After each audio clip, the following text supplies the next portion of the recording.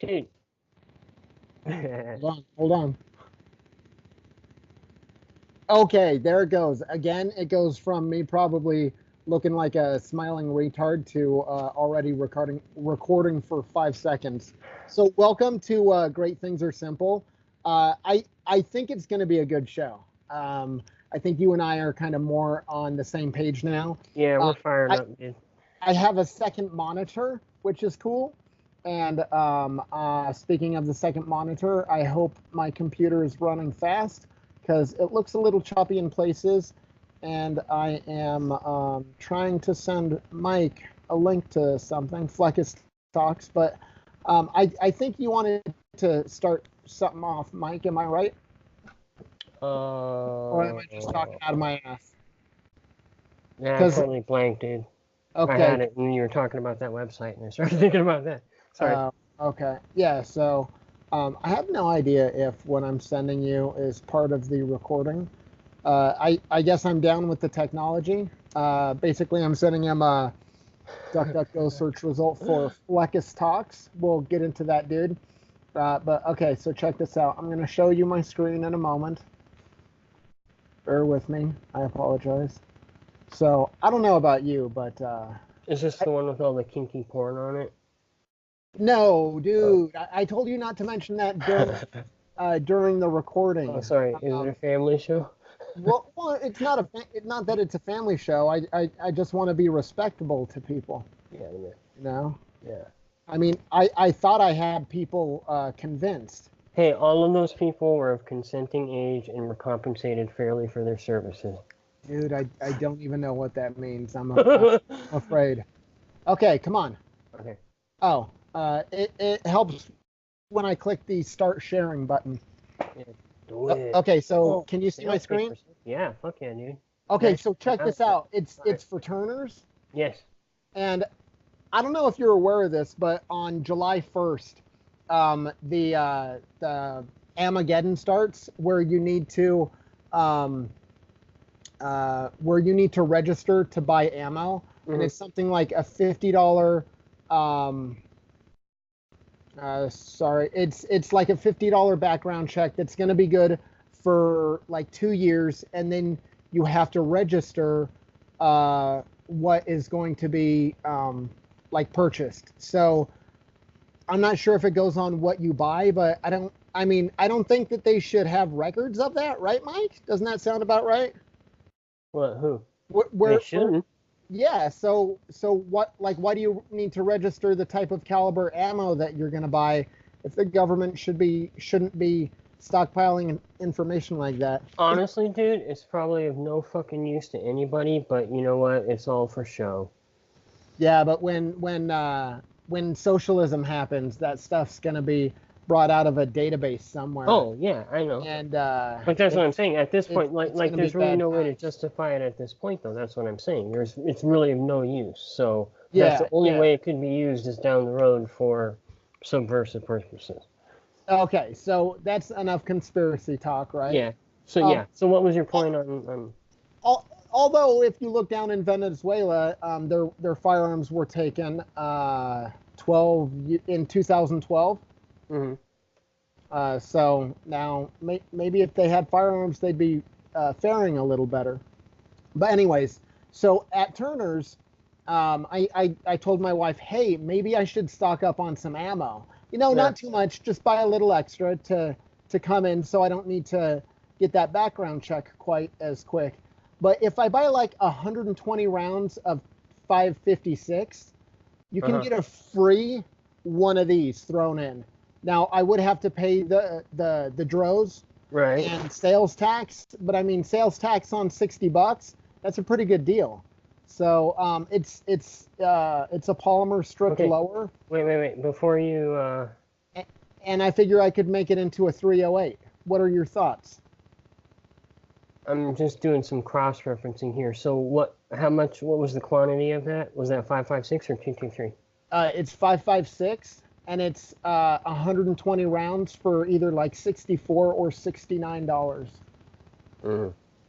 So check it out. If we go to rifle, man, we are doing the hot talk right? I mean, realistically, is the lower something you'd build, or Yeah, because last week we were talking um about a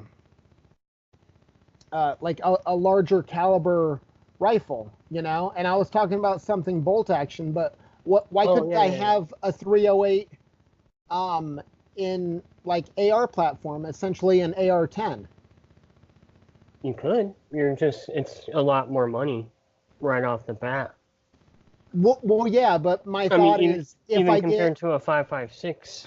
Uh, well, yeah, I mean, like it's doable, and it's not. I'm just saying. From what you were telling me, I didn't know that's the route you were wanting to go money wise, because that's quite a bit more money. I mean, let's put it this way: you wanted to do some relative distance shooting, right? yes. You mean bent in? I mean, we'd have to look at your budget and really be best served in getting a bolt gun and investing in the scope. Because that's the problem. And my fear would be if you build up a 308 AR, that then you'd kind of be short when it comes time to put something on it. Wait, what do you mean? Well, as far as putting an optic on it, Oh, okay. because that's what you plan on doing, right? Or Well, no? yeah. Or is that what Well, you're saying? No, you would just run an AR like with irons or something. well, I could get a sight for it, right? I mean, there's no reason why I couldn't. So No, I mean you can do it however you want. I'm just that's what I'm trying to find out because like last week you kind of roughly were talking about so a so bolt action in 308. So I was just wondering, are you talking about 308 AR set up like pretty much for long distance shooting, or more of like just an intermediate kind of battle rifle type deal? I'm looking for utility. Uh, Kind of so like a jack of all because trades.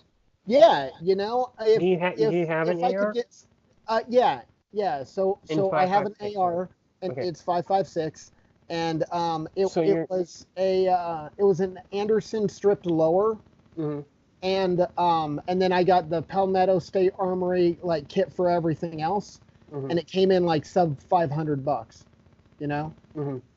So I figure I could do a 308 for like definitely below 1,000, I think. Yeah, I would do. I mean, if you want help, I can help, but I would do some research, um, more so with 308 than 5.56. You want to make sure that you're getting like the quality build components, just because it's higher Yeah. So pressure and. But oh I'm okay. not. I know you still have to keep in mind you know cost, but that's usually how I do stuff. Is I look at what am I gonna get, what am I willing to pay, and then then I look at quality and I say, okay, what's the best quality, what's the lowest quality, and then what's kind of like the middle acceptable quality, and then kind of Yeah. from there. Come on. Okay. So in like with that said, what if? And I think you can see my screen again. Mhm. So Oh yeah, Aero Precision. see, like Aero Precision, decent name. It's a 20-inch barrel, 308, and it's a complete upper. And with that, like a the butt stock is reasonable. I could Oh put a yeah, yeah, scope yeah, on that. yeah, yeah. So Just if you're going that route, yeah, just make sure you're getting all quality buffer stuff and so so if I go with at least this quality, um, is there any reason why something like that would be less accurate than a bolt action? no, not for you. No, probably not at all, really. Wait, I what do you mean mean, not for me? Like I'm a super shitty shooter? well, no, I meant for what you were telling me you wanted it for. I just meant in the Yeah, ranges I in the ranges that a mortal like you or I would shoot. We so probably so wouldn't. so the ultimate purpose is to keep tyranny at bay. Yes. Okay, No, I that's get you. primary number Yeah. one. And then after that, like I'd like to go hog hunting or deer hunting or Yeah. No, I whatever mean kind that of. would definitely be like you said, kind of a jack of all trades answer to. Yeah, Because I mean, really, because you and the cool thing about it is you can run iron sights on it, and then I mean, even if you didn't want to run a magnified scope, you could still run a red dot on it and then co-witness with the iron sights, like my AR is. So that way, like mine. yes, yeah. What kind of sights do you just have the fixed, like A2 type Right, sights? right now on my AR, I have 45-degree offset, like Okay, backup iron yeah. So sights. you know what I'm talking They're about, pretty though. cool. They're on what is it? Daniel Defense on Oh Amazon. yeah, yeah, yeah. I recommend. We're That's gonna what have I've to get got. like an affiliate link or whatever. Yeah, yeah. No, that's what I've Yeah, got. I've got buy a all your shit Daniel through Defense Amazon. AR. They make good stuff. Oh, okay. Okay. Yeah. No, Defender Defense. Yeah, because it's not that quality. I No, don't that's have what I was that kind of like. budget. Yeah, Yeah, yeah, it's like Defender Defense or something then. yeah. But okay, so I'm glad I'm not like off on a No, wild tangent no, with no, that. no, no. I So just like you kind of threw me because like the way you were talking last week, and then you yeah, brought well, up and I'm like, well, okay, wait. well, like I'm kind of not sure why people go why someone would go with a bolt action. Like Okay, what's the advantage? honestly, dude, honestly, for like, I mean, I there's like at ideally this I don't want to kick, and right. Well, and dude, 308 is nothing, dude. 308 yeah, is nothing.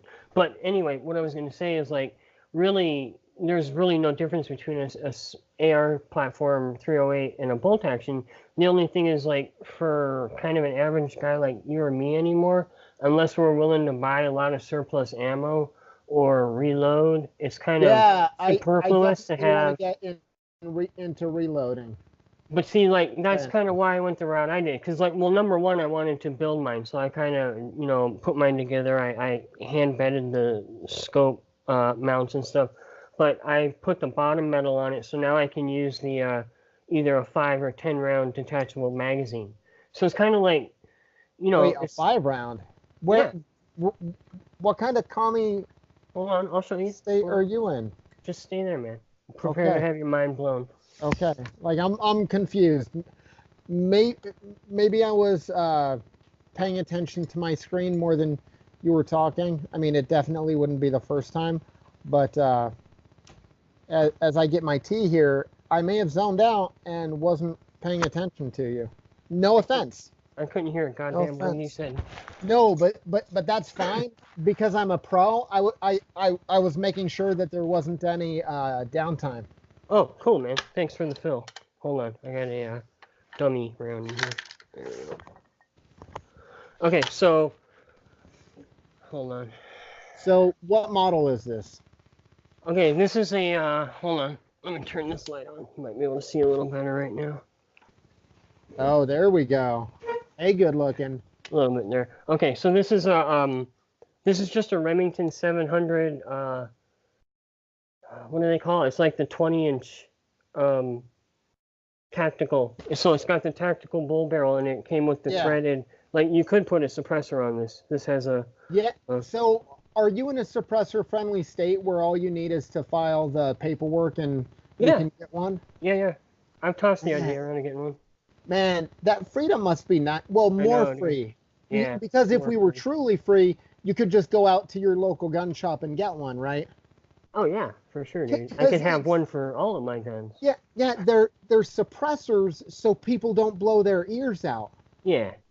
I mean, I mean, like how nice would that be if you're in a situation where you have to use one and you don't have earplugs with you and you don't damage your hearing? yeah, absolutely. Well, that's why people started buying them and using them. You know what I mean? They're like, And why? logic and reason, ain't that something? Yeah. I So mean, yeah, it's probably a little more difficult to hold it in some places, like when you conceal carry, but shit can yeah, be figured out, right? you just whip it out in a hurry, and Yeah, not that you know you need it, but yeah. yeah. So this is the this is actually a Badger Ordnance. This is a 5 round flush. I don't. Oh, I've got. okay, I've okay. actually got two Magpul 10 rounds um, for it. But yeah. Man, that Magpul, they're solid. Oh yeah, dude. Yeah, they make good stuff. I've got all the furniture on my AK and my ARs. Yeah, My I want to get one of their high-end butt pads. It's like $90, I think, or maybe it's $190. I don't know, but see this one? It's got it the looks super dope. ooh, Whoa, player. I So, keep all my stuff in there. do you put like cleaning stuff in there, or just more ammo, or would Um, it depend on the situation? no, Like, I've got sometimes I've got a little. It's like it's basically a dope for you can range and then it'll tell you elevation and drop and gives you all your oh, okay, yeah. yeah, But I've got like a snake in dude, here. dude, I've seen those sniper movies. Yeah, you know all that shit, right? You know sniper. Hmm. Okay, so not to cut us off or anything, Yeah, but are we done with guns for now? yeah, Are yeah. we We're impressed good. by the deal? Should No, I jump on it? yeah, go for it, man. Why Okay, not? sweet, sweet. If it makes you AR-10, you're if it makes coming. you happy. Yeah, yeah. Oh, so you said a 308 is nothing, that it doesn't kick or anything. What would give more of a kick, that or a shotgun? Mm, what kind of shotgun? 12 gauge, uh, the Remington 870 or the Mossberg 500. So it's like same model type, good run of. Honestly, I'd probably my shoulder would definitely be more sore after shooting around a skeet than if I went out and put 20, 30 Oh, rounds through it. okay. Yeah, Okay, that's cool. That's yeah. cool. Because Because I mean, for some it's reason I was thinking that the 308, or so would the 300 Winchester mag, would that be a sizable kick, or would yeah, the but shotgun still be as bad or worse? I think a shotgun, unless you've got a really good pad on it, when it's built into the Oh, stock, and yeah. um, Do they do shotgun stocks where they have like shock absorbers in them? they might. I think they have some that actually have like a Because I'm a fluid. sissy. Yeah, it's almost like an oil baffle in there. Yes. Yeah, Yeah, I need so something like that. yeah, they got I need shit like something like that. that. I don't know. I think sometimes the problem with shotguns is like most people when they're shooting a shotgun are shooting skeet, and if you're new to it, you're not. Even if you think you are, you're not using the best form, and you're not pulling it into your shoulder. And I think that's Yeah, the yeah, I'm problem. kind of known for messing up on my form a lot. Right, where with a rifle, I mean, you get into position behind it. I mean, you're fully fixed, and yeah, it's a little jolt, but it's nothing painful. And Okay, cool. yeah, I mean, the only thing I've shot Or maybe easily, you're just way tougher than me.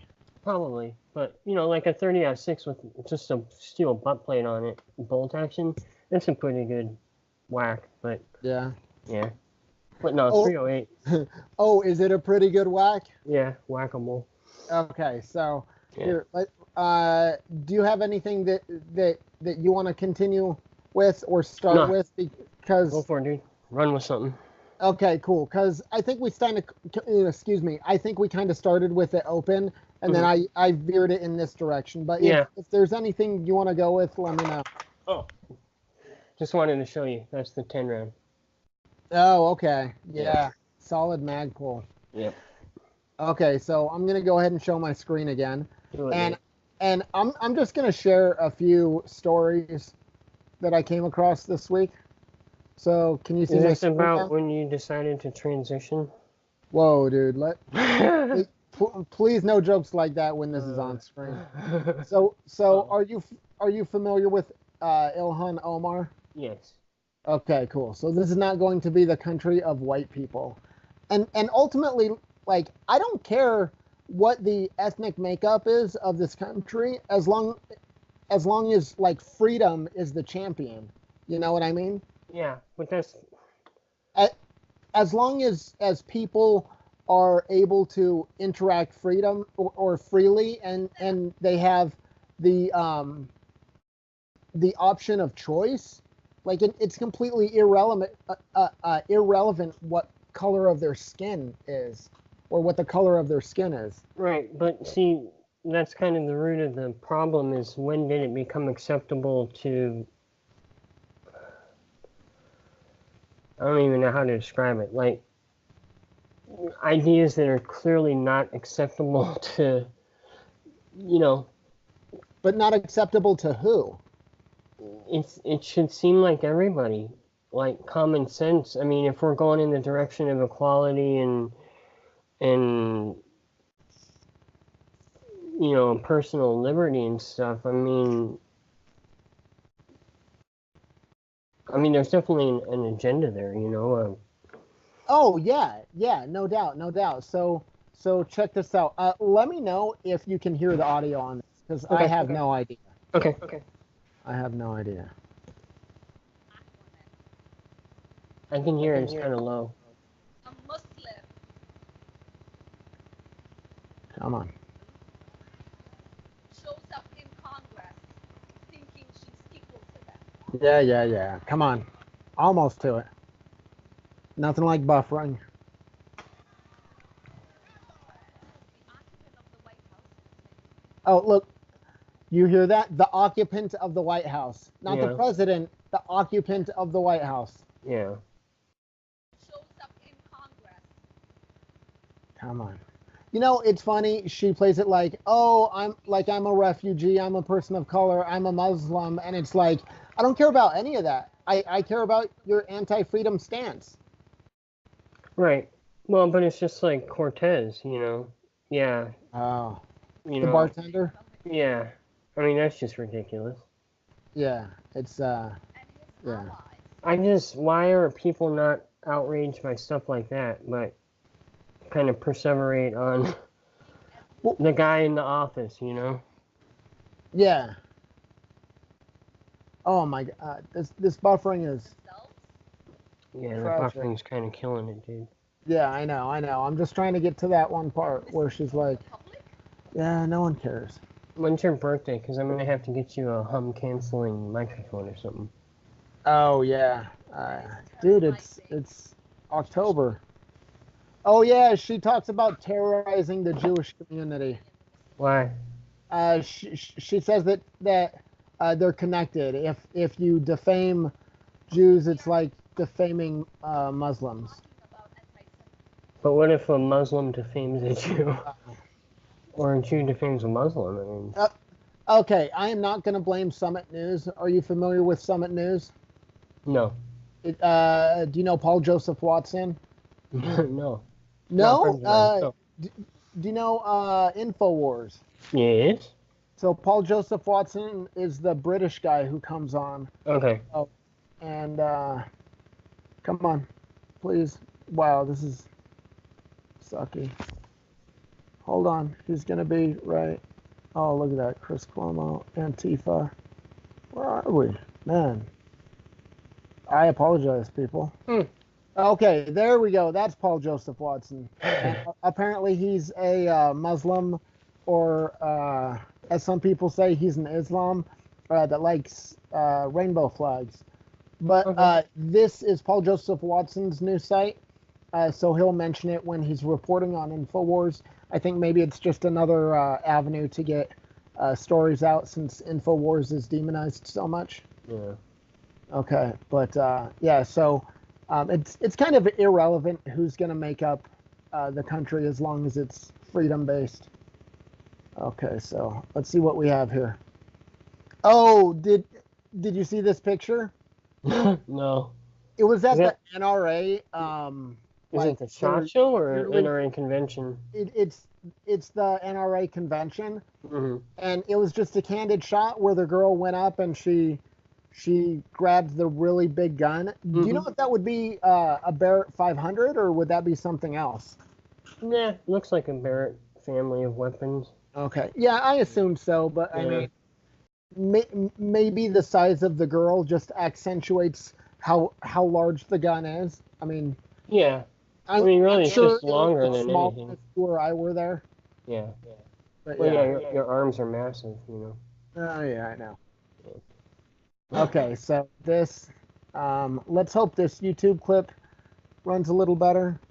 Oh, you know what I should have done? I probably should have restarted. Oh, okay. So this I'm not going to watch, but this dude black pilled. It's something I came across recently, and he has some good videos. This is really interesting how he uses the story of gangs of New York to talk about the makeup today, where the politician is just concerned about more and more immigrants Right. just to continue power. Excuse me. And the guy that does his dirty work, Daniel Day-Lewis, when he finds out this true scheme, he kind of freaks out and he says, well, my father gave his life for this country, and you're not going to like do whatever you're doing to it just for the sake of power. Right. It's been a while since I've seen the movie, and I don't remember how it ends, but this is a really good video. I definitely recommend it. Black Pilled, The Nature of Power. Have you seen Gangs of New York? Oh, hell yeah, dude. I love Yeah, that. I thought so. My wife hates it. Oh, yeah? Yeah, because every time she hates that, she hates The Godfather, she hates. I think it's just because anytime they're on, if I happen to be flipping around TV, I put them on, and she gets tired of seeing them.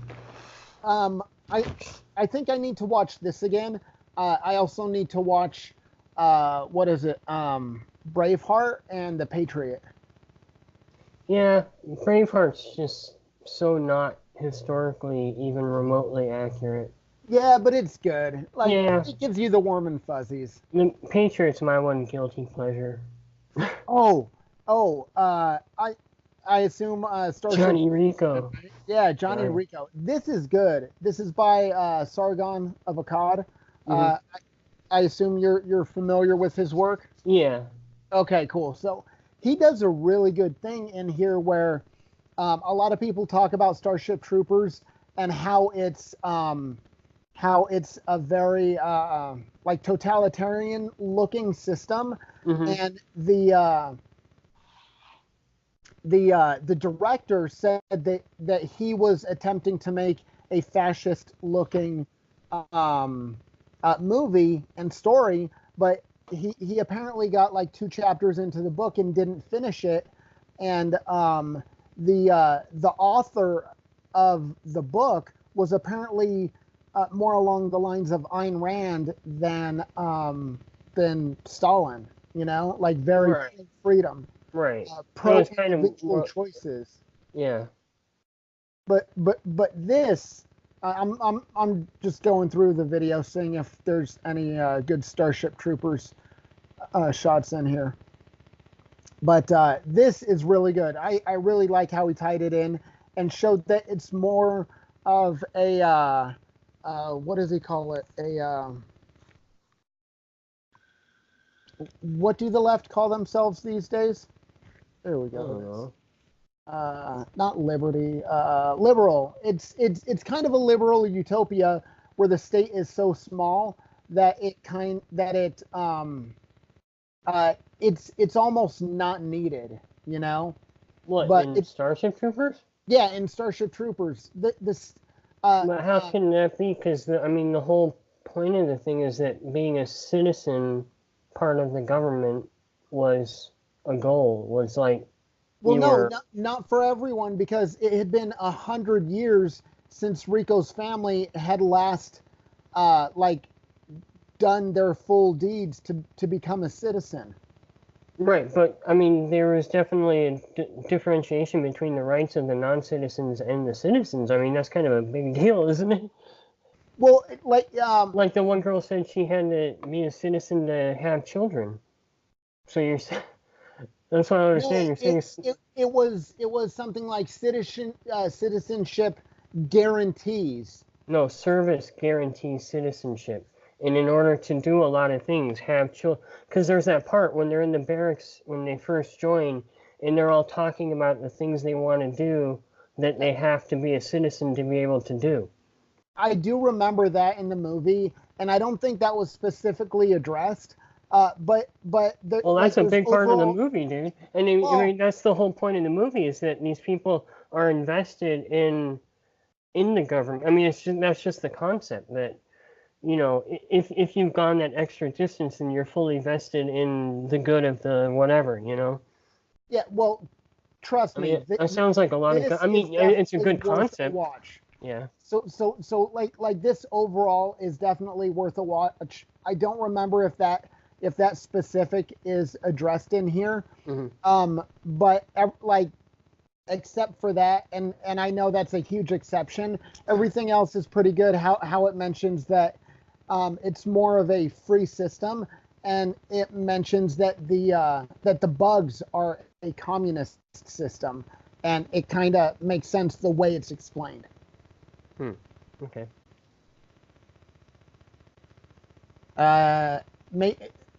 Maybe I'll rewatch it and let you know I don't know. I mean, specifically. I get the impression more that it's a militaristic society, kind of founded on. I don't know. That's just the impression I got. I'll watch the video because I'm kind of interested to see where it goes because I got a very different take from it. Well, yeah, I did initially too, but the video introduced things in certain lights, and he also mentioned excerpts from the book that aren't necessarily mentioned within the movie to give it more perspective. But it makes sense, and that comment about you need a license that may never have been in the original book. Okay, well, I just thought it was talking about the movie. So. Oh no, it was talking. Well, because you were talking about the movie versus the book, and yeah.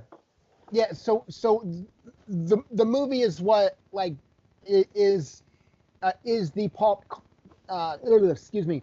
The movie is the pulp culture icon that it is. But Sargon of Akkad brings it back to the book and uses several excerpts from the book to explain why why the bugs are a communist society or why there's certain freedom, and he specifically speaks down on communism, and adding those excerpts from the book add to the explanation of why it's a freer society than the movie portrays. Okay. Well, yeah, I'll definitely read it. I mean, I kind of found that there was I don't know, like one part of the movie is really cool because it's really progressive in the way it portrays like the men and women are really equals as far as, I mean, I know it kind of goes over the top and it portrays like the women is physically on the same foot as men, which we don't have to argue that. But anyway. Man, what is this rhetoric I'm getting from you? No, I'm not saying.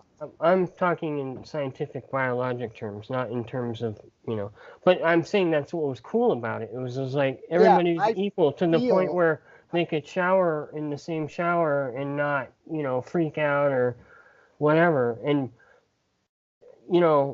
I mean, that part of it's really cool. But then I don't know if it's maybe just because the director's vision of it, it kind of, like you said, the whole fascist part of it, and then it kind of, I mean, it's almost like on the one hand, it's arguing for the whole concept of serving and citizenship and having a vested interest in the society and all that, but then it's kind of making fun of it on the other side, so it's just kind of a mess.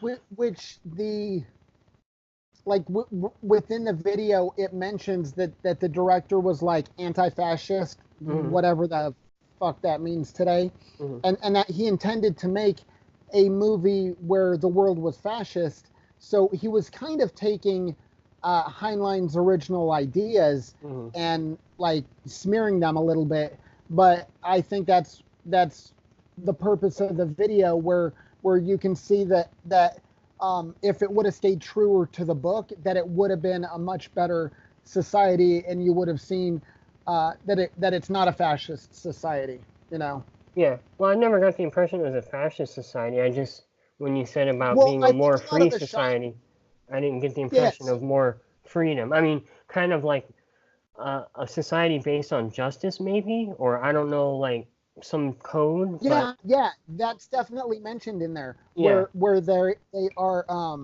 like there's a set of rules, and when you break the rules, you accept the consequences. Right. Yeah, that I'd agree with. It's very not like today. Yeah. I think the whole, well, yeah. Again, I don't know if it's the movie that, differentiates between the rights of citizens and not, but yeah. Yeah. Okay. Yeah, I So get you. now, let's go back to screen sharing a little bit. So I went ahead and I kind of did my homework. I didn't Are we delve are too we much gonna in. join Blackwater? I mean, we could, like, we are free to. Oh no, cool. I'm in So here. so if you remember towards the end of the last show, I mentioned that I'd look at personal security companies, Mhm. and I don't know about you, but if I was just a single person, or let's say the head of a household, and I wanted to just get security for a party that I'm gonna have somewhere, and I think, you know what, like there's a lot of riffraff around today. Um, it I mean, I guess I could go here and get security, Pinkerton, or to one of these other websites. But it seems like an app on my phone would be a like an easier way to go. Yeah, my only concerns would be, I mean, if you're doing that, you would basically be having to vouch for these people's background, criminal records. I mean, So that would you, as the proprietor of this app or whatever, assume any liability for what happens when they're referred? You know what I mean? What if someone tries to sue you and say, it just seems to me something that would have to be run very tightly according to regulations, and that there would be some sort of liability involved. okay, so right now, since I use them as my example, I'm gonna take Uber as forward. Ideally, you as Uber, you're like, hey, all I'm providing is software, and whoever you contract with, you are contracting with them. We are just providing a platform. Now, we recommend that they have certain state qualifications or whatever qualifications, and somehow they've proven, or better yet, you need to be comfortable that they have provided their true identity, and then you document their true identity.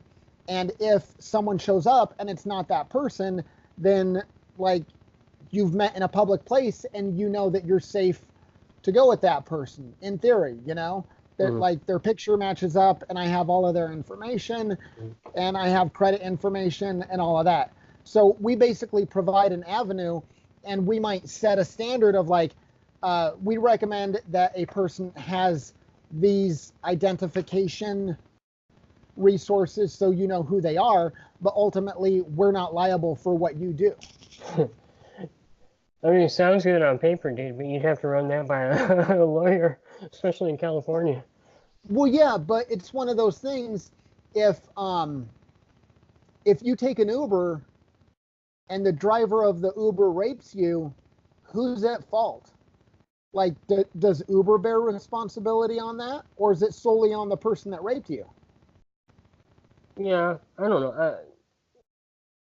But And again, to make it's it a like, oh, okay, sorry. Uber is just somebody, and let's face it, the majority of the country is licensed to drive a vehicle, and most of them do it relatively safely and don't have a record.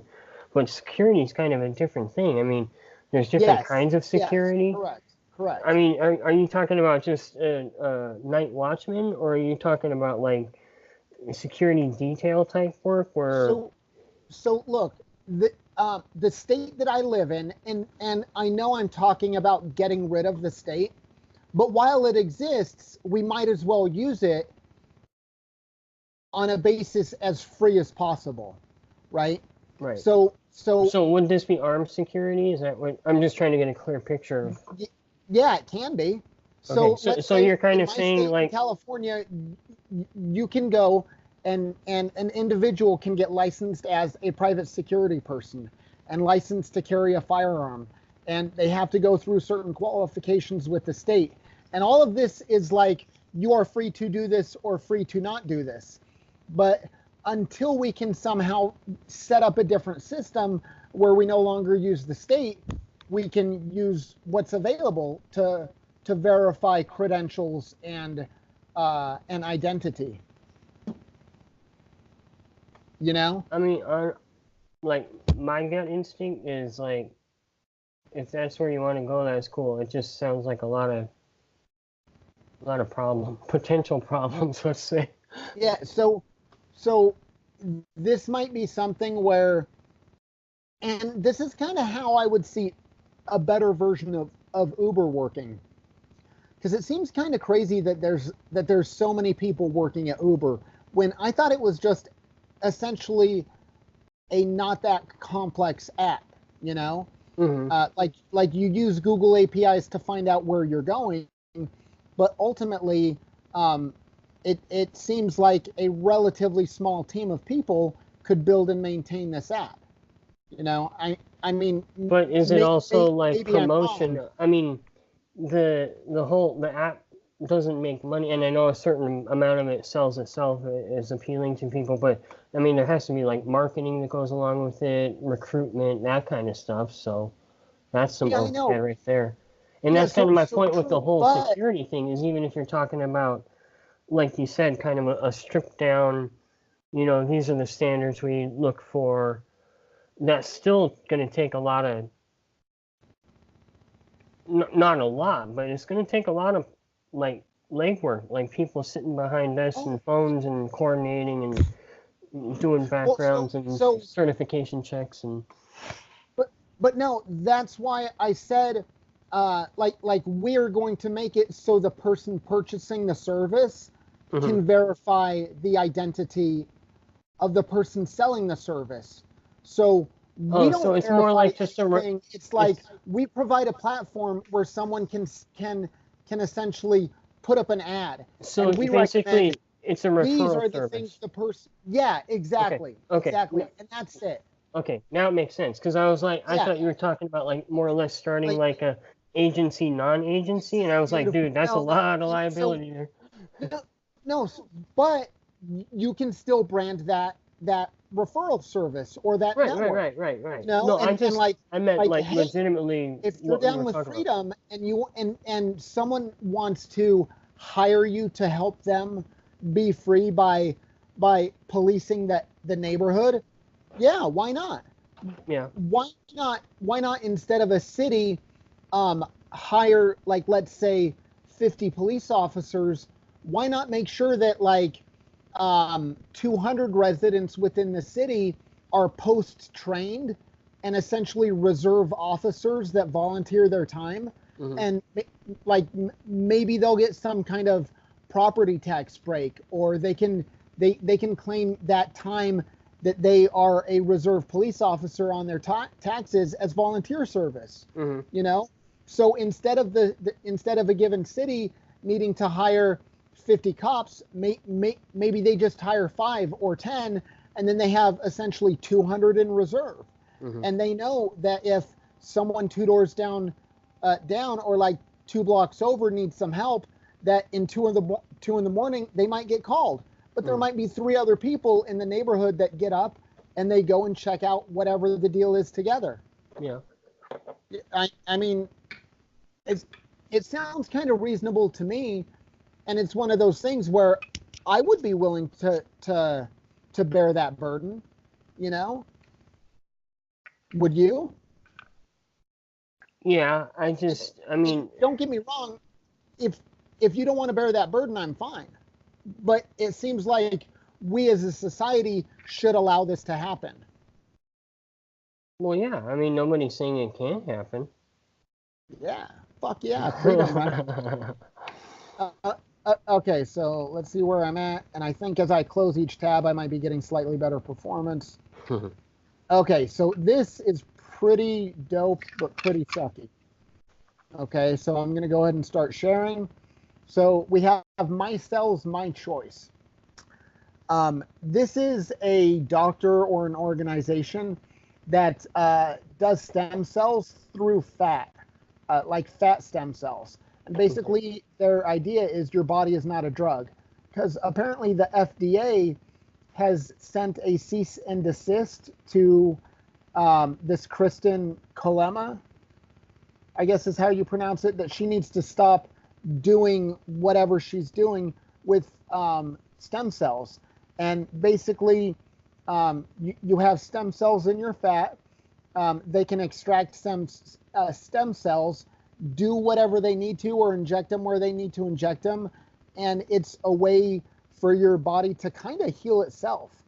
And in, where did I hear them interviewed at? So Yeah, what's the rationale for them denying her there's like Big Pharma is trying to patent drugs that So this is just part of the larger stem cell deal where, like, I don't know if you listen to Rogan a whole lot, but he's talked to quite a few people that are proponents of stem cell therapy, but they have to go to, like, I forget where he said, there's like certain places you go and yeah, so I think that this would fit in there where so there's- basically it's not just targeting this business, it's the whole business of stem cells in general. so I think that But this lady is the being very organization vocal. well, the organization that does this and the woman that heads up this clinic is being targeted by the FDA, and this might be the landmark case that says your stem cells don't belong to you, and if you want certain stem cell treatment, you need to either pay some big pharma company like $10,000 per dose, or go to like Thailand and get some newfangled shit done. Yeah. You know, but this, No, I'm all for that. Yeah.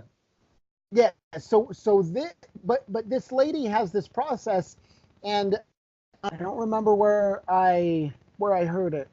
But I will try to include that information from now on. Man, that's very unprofessional. What do you mean the process of how she harvests the stem cells and stuff? No, where I heard this lady interviewed. I don't remember what resource that I heard. But gotcha. this woman said she has like a 90-something% success rate. Oh yeah. Like, that's unheard of. Oh with, yeah. No, there's a lot of medicine people that are today. talking about that. Yeah, there's a lot of you know treatments that aren't being allowed, probably because of why you said big pharmaceutical companies, but they're very effective treatments, you know. Yeah, it just seems nuts that So can we talk? I mean, we don't have to get super in depth about it, but what's your take on the vaccine deal? So that's a very broad question, and I don't know if you want me to narrow in on a certain aspect of it. Yeah, you or can, if you're because just it's like, asking me, what do you think about vaccines? well, it's like on the one hand, I don't.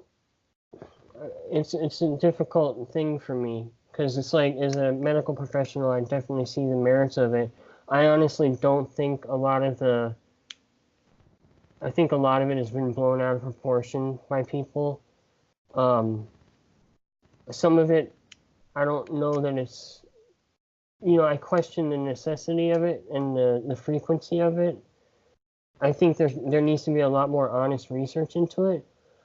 But then there's things like polio. I mean, if polio were to come back in a big way, that's terrible.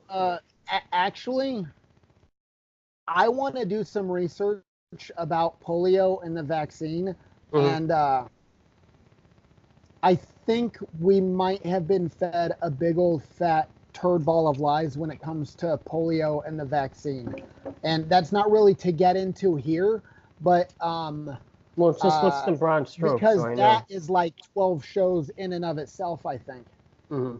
But what's the basic of it? Just so I know, I won't ask you to expand. But so basically, if you look at the graph that people cite for polio vaccines, it's like here's polio before the vaccine, and then here's polio since the introduction of the vaccine, and it does nothing but go down. Okay. But if you make it to where this is the lifespan of polio, and like right here is when the vaccine is introduced, it looks like this, and it just goes down. So it's like, what brought it down from here to here? And it was already on a huge downward trend. And there's several different things like hygiene, like government incentive. Right. And big pharma, and like I can casually mention them here, and if you want me to, that's cool. But maybe it be left for a different show completely. Yeah, that's fine. We can move on. Okay, cool. I was So- just wondering where so- you were going with it. Yeah. Okay, so ultimately about vaccines in general, not to be more specific. And Mhm. you know what? Let's actually bookmark this. So let's do a vaccine show, man.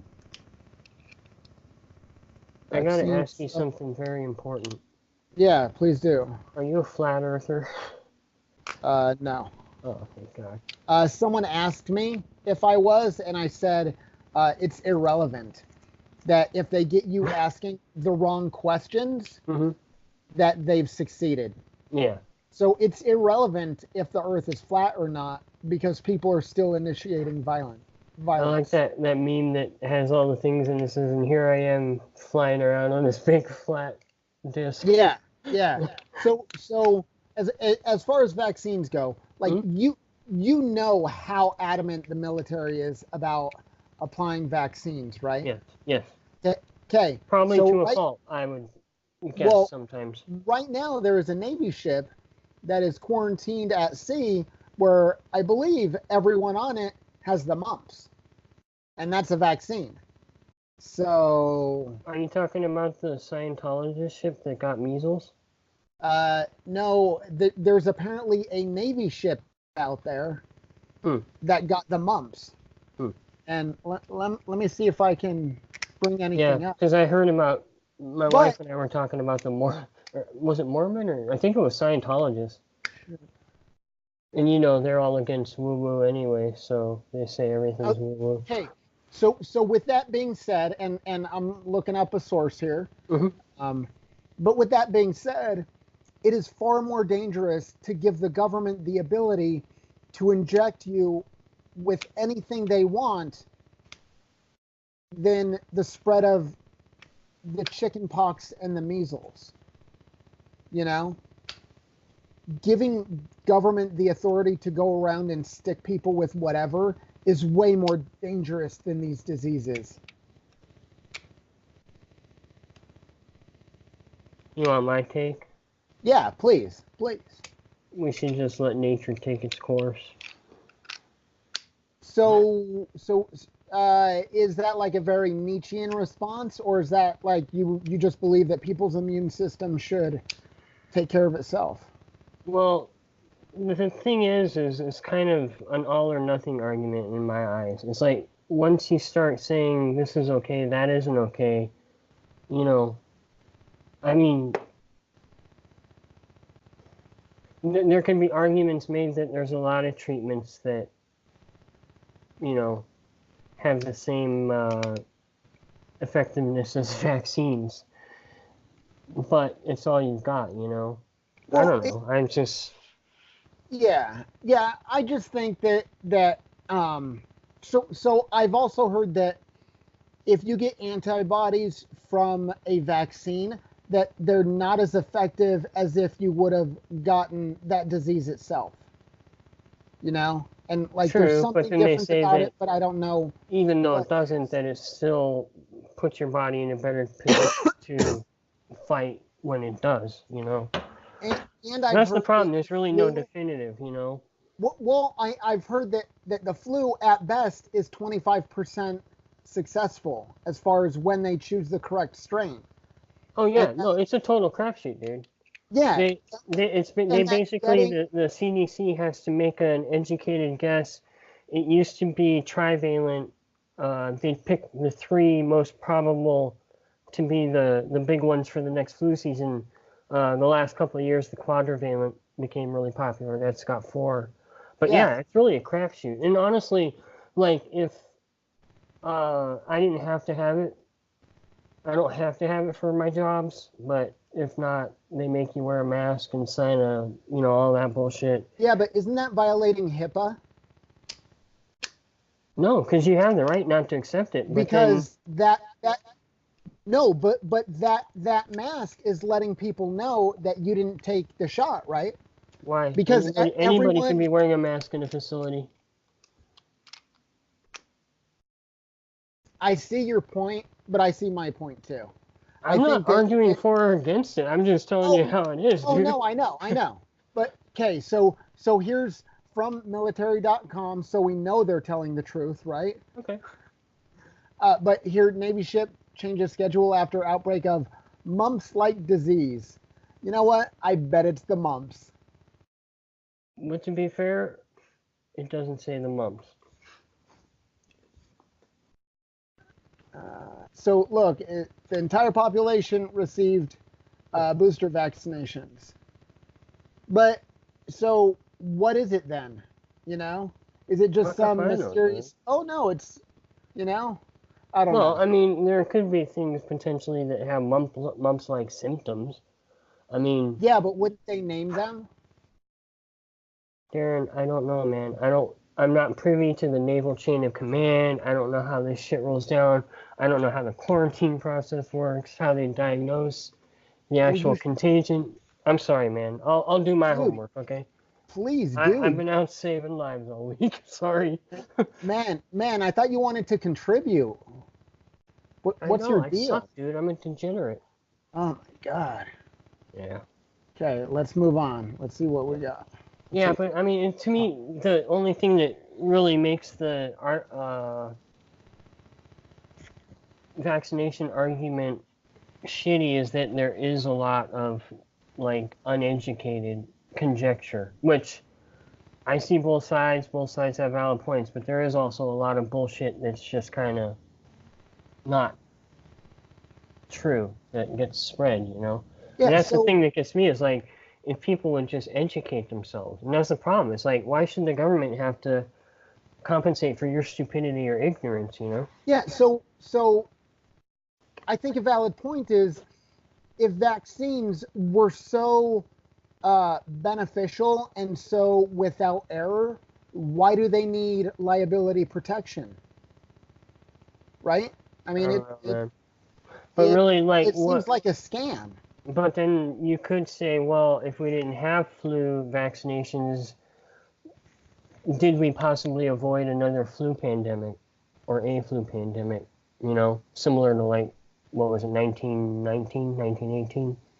Yeah, but I've I've also heard that getting your flu shot weakens your immune system, where you're more susceptible to other illnesses. So what if being extra stringent on flu Okay, vaccine like, causes a pandemic? in all fairness, dude, that's the problem is nobody knows for sure. I know. Well, Because I love you, I dude, think but we like should we can stop sit here all fucking night with. and say I've heard, but Yeah. really like that's the problem is nobody knows. So then it's like which side do you err on, you know? And Well, that's where I so see both yeah. sides. Uh, Ultimately, my point is to bring a perspective. If I can, I'll cite specific articles and say, well, here's a poll from whoever that says Yeah, people yeah, can go yeah, fuck themselves or no, not go fuck yeah, themselves, you yeah. know? Hey man, But I'm just keeping it real, you know, and I'd until I expect have you to that, call me I'm just out. going to use the tertiary, like I've heard or whatever, you Yeah, know? I know. I Okay, just so honestly, dude, that's kind of my thing though. Is like anymore, it's like if I'm gonna talk about something, let's fucking get to the truth. You know what I mean? Because I can hear conjecture all day long, and I can hear opinions all day long. But really, the only thing I can take from any of it is if I actually get a little closer to the actual truth. oh, okay. To kind of keep going on about vaccines, you know, Hmm? are you aware that the population in New York that tends to not vaccinate are like Hasidic Jews, I heard something about that today, and actually. there's people that are targeting Jews to make sure they have their papers that Yeah, they we'll see, and that's gone through the definitely proper government mandated whatever. Like it's kind of scary, huh? right, and that's one thing I kind of don't really agree with. Is just like, okay, if you want to just test this whole hypothesis theory out, let people not get vaccinated, and we'll find out real fast how effective Yes. vaccines are, and Yes, you know, because apparently, like Del Bigtree and I think Robert Kennedy did a FOIA request, and mhm. they're supposed to be testing like every 2 years, and they've done zero tests. What do you mean test? like for safety of vaccines. Oh, okay. Uh, Yeah, I heard something double about versus that too. placebo, and Right. there's been no And isn't it tests. something about the So how can you tell us how effective and good they are if there's no data to and then show? wasn't there something about the liability too? Yeah, Yeah. and up until like 6 years ago, they used to never tell women to get any vaccines, and now they're like, Right. oh yeah, Well, here's the thing that muddies the playing field. Is it a case of vaccines, for the most part, are good, but the way they're being made, used, marketed, yeah. whatever, Like, by pharmaceutical companies is what's really the problem. what if all that needed to be done was that every vaccine needs to be a single use dose, so it doesn't have like the preservatives or whatever in there. Mhm. And then instead of like 3 vaccines in one, what if everyone needs to be a single vaccine spread out by like 2 weeks, and Yeah. there would literally be no issues? What if Yeah. that's all that needs to be done? Well, yeah, and that's Dude, unfortunately hashtag solving world problems. I know. I know that sounded But douchey. yeah, they never put. The problem is once an area of research opens up a field and there's money to be made about it, that's it. That's kind of like let it fly Yeah, and you're see talking how about the man. see how far we can get away with it before we have to start regulating. Yeah, exactly. Okay, so moving on. Yep. This next screen, not all that much to show, but are you familiar with Gab? Vaguely. Okay, so are you familiar with their browser extension, Dissenter? No, sorry. So this is dope. This is kind of what it does. It basically throws up a little Is this how you I connect to the Muslim iframe in Brotherhood? there. But yes. So check it out. You can go to like any website. So not that one. Come on, you can go to like AOL.com because I love it. You still have AOL.com? Yeah, dude, it's amazing. So Really? check it out. And then you go to excuse me. Wow. Come on. I thought this was speeding up. So when that loads, then you can get your Dissenter to load. And then when Dissenter loads, even if there's no comment section on a given page, you can, oh, wow, look at that. Florida River off runway. Crazy. Like there's no comment section on this page, but let's say you found something that you just have to comment on, or many news stories these days, those publications like the New York Times might turn comments off.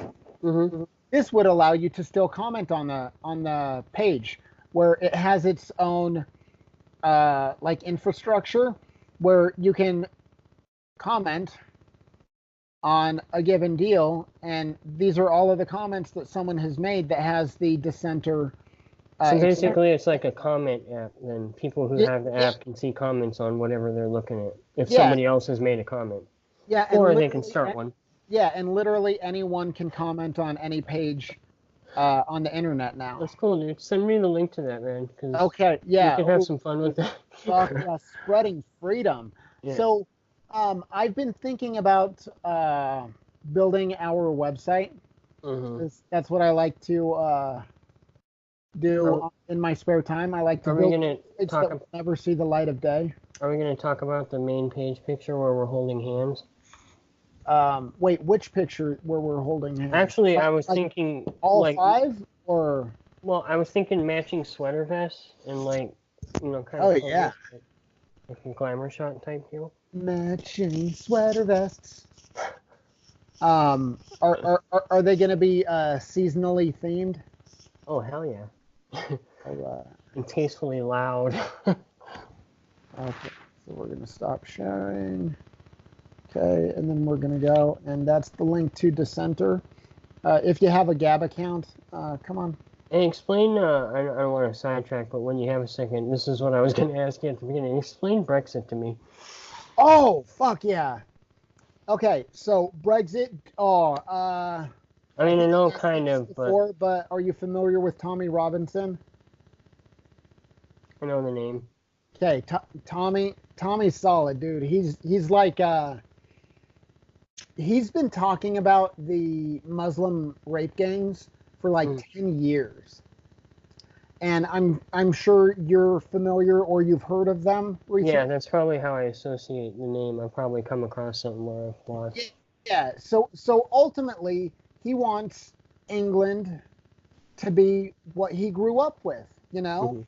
where this might sound a little more racist to some people, but there's a lot of truths in it where um, people that come from historically Western Europe, like overall, if they have a homogenous society, it tends to be um, very successful, you know?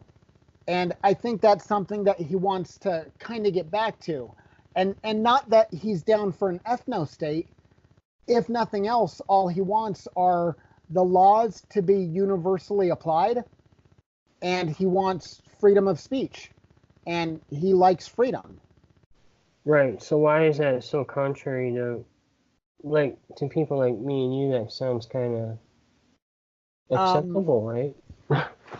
yeah, so it, as far as I'm concerned, it's respectable and like all of that good stuff. Where like everyone should want freedom Hmm. because it allows them to do whatever they want to do. Right. And I'm looking for So why is it that when people are obviously wanting or requiring things that go directly in the face of what we would call freedom, it's like acceptable? yeah, that's a good question. Like, and it's tough to answer. But ultimately, I think some people want an easy way out instead of freedom. And as long as they don't have to work, they'll sign up for the state or the man. Okay. But Yeah. Brexit is basically the UK getting out of the European Union. Okay. Okay. Now, a lot of I knew people that. think so what is it that you don't understand or what do you want Well, I guess like further the limited amount I understand about it is like you said, they want to leave the European Union, and that's going to affect a lot of the I don't know how to word it. like laws The and regulations that get made? well, from what I heard, there would be it would make like travel a little more difficult, like maintaining residences other than England would be difficult. Uh, I don't know, money laws would change and things like that. So I heard that But I guess what I'm asking is what would the pro side be? Just they want to isolate themselves somehow, or you don't have to worry about a bureaucratic nightmare that's basically communism.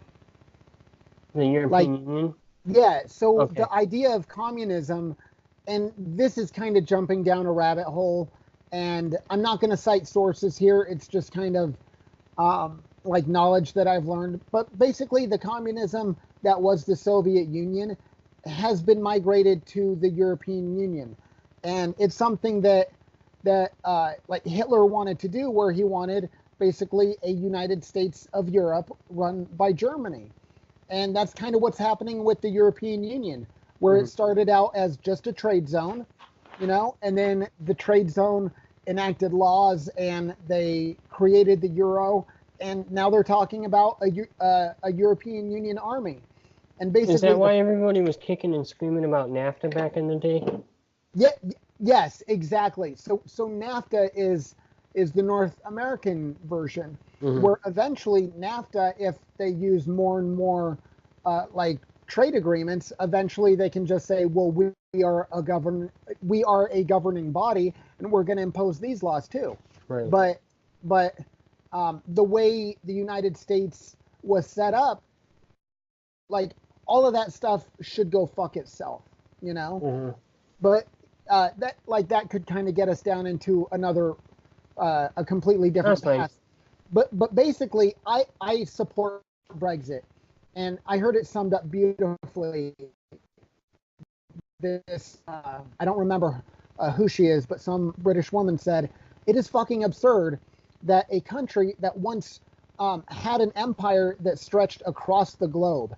The sun never set on the English Empire because it was everywhere, and now they need to help to be managed from Brussels. Like, it makes no sense at all. All it does is add another level of government that nobody needs. It's people that are okay with initiating force, basically living off of the hard-earned work of regular people like you and I. You know, like the idea of the EU is essentially globalism, and it's shit. Let me ask you this, in your opinion, what's the upside of the tolerance of radical Muslims in Europe? Is it just we don't want to be perceived as oppressive in any way? So the radical left, like, okay, this is going to be a rabbit hole caveat too, okay? So just in broad terms, I'm not asking for, like, your convictions or whatever. Is that what the belief is? The radical left wants to destroy Christianity in the Western world. Basically, authoritarians want to gain power so free people can never exist again, you know? So basically, they want everybody to assimilate and, just become part of the collective, basically. Yeah, they just want more government. Like, more government will be the answer. So then they're either stupid enough to think that that's true, or they're evil enough to know that they can manipulate people with that. And either way, it's a bad combination. In the eyes of what were we talking about, liberal person, what would be the solution then when these groups that are supposed to homogenize don't homogenize? Is that more government and military action in a leftist fashion? So you and I have kind of alluded to, like, there's something bad down the pipe. Mm-hmm. That's part of what's bad down the pipe. Mm-hmm. With the amount of Muslim people in the United Kingdom, I'm pretty sure that there's going to be a civil war there, like full blown, because historically, and this is just historical fact. It happened with Turkey. It happened with plenty of other countries, but at some point, Muslim people come in and they start talking about equality and freedom, and when they get to a certain percentage, they start demanding things, and then at a certain point, they have enough votes to basically enact a Muslim society, and there's no turning back. Right. And the only thing is that there's certain people on the left that want freedom and Christianity stamped out so bad that they're willing to work with these people. Maybe basically it's a short-term solution. They can win in the end. And basically it's a short-term solution to a long-term goal of, like I said, kind of just assimilation. So basically they would be the last people to quell once, Yeah, I guess that's a way to think about it. But basically the EU is bad, Brexit should happen, and if anything else, it's a sign that democracy is dead. Because define democracy. Yeah, I know. So it's a sign that democracy is dead, because there were enough votes that Brexit should have happened on March 29th, but the UK might still be in the European Union, and basically there's people in Parliament that are saying that they need another referendum. But why do they need another referendum if they already voted to leave the European Union? Is that kind of like the Mueller report, finding nothing but still insisting that it incriminated everybody? Yes, very good example. Okay, it's just fucking shenanigans, dude. Oh, definite shenanigans. Dude, this is my problem. Like, and I guess this is why I get kind of upset sometimes, because like I know you get passionate about it because you just are, and I am, but at the same time, it's kind of like, dude, it's just the same fucking show over and over again, and it's almost like I just feel I'm losing a part of myself the more attention I pay to it, Yeah, I know what you mean, but I think because really, the examples that I've had have been this show, you know, Have been what? we're not necessarily focusing on. Uh, I I think the examples that I've shown, like when I pull up a news story or whatever, I think it's been good in guiding discussion Oh where yeah. it's relevant topics, and I think that this will be good moving forward. Yeah, yeah. Where No, I previously appreciate it, dude. we were like butting heads. Yeah, yeah. No, I appreciate it. I just, like I said, it's, I'm aware of stuff that's going on important, but really, what difference would it have made if I had have been fully invested in keeping up on all the details of the Brexit deal when really it comes down to the conversation we just had? You know what I mean? Oh, exactly, exactly. And I love keeping track of it because I love the nuances that come out.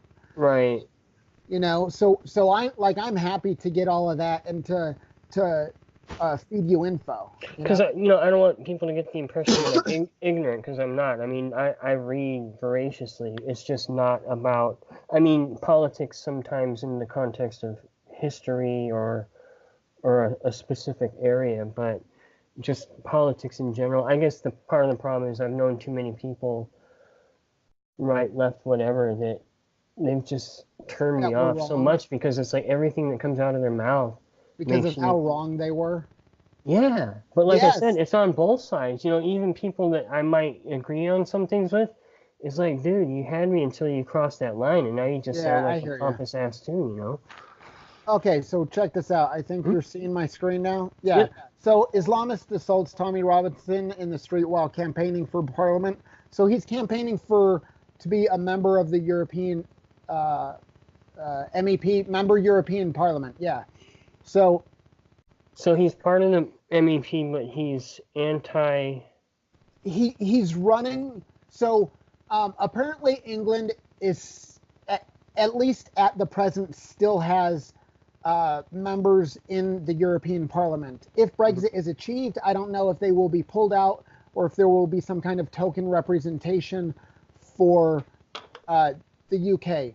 But at this point, he's running to be the representative for the northwest of England.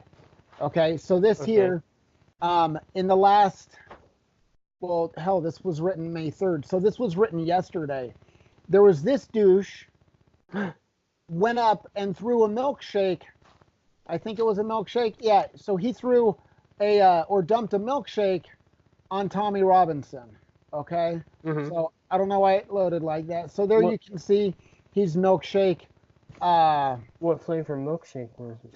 Dude, you always have the good questions, and I I know. don't Hey, know. that's why I'm here. I don't know. Asking the hard questions that nobody else will ask. Yeah, Yes, so bro. How are you, man? Respect. so this is the douche celebrating. He's like, "Hey, I threw a milkshake on someone. Now I got a big dick."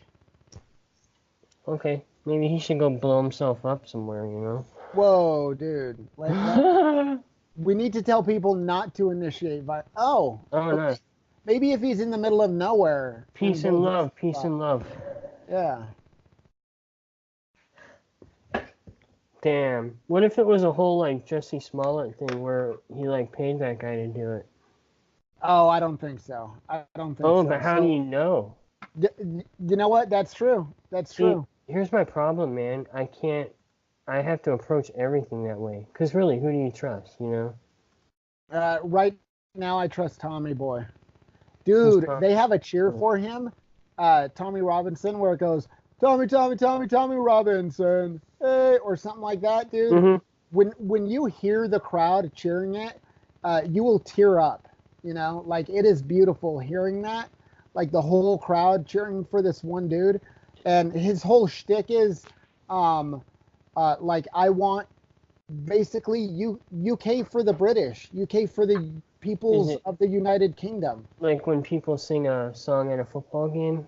Yes, it definitely has that tone. See, did you notice how I said football there and not soccer? Well, I wasn't sure if you meant football. Oh, you know what I meant. You know what I meant. Okay, so let's see what else we got. Okay. Okay, so so this is kind of staying on Tommy Robinson. We got Lucy Frown, where Tommy made a little preview, not a preview, a little documentary where he basically did some nice sting action on the BBC.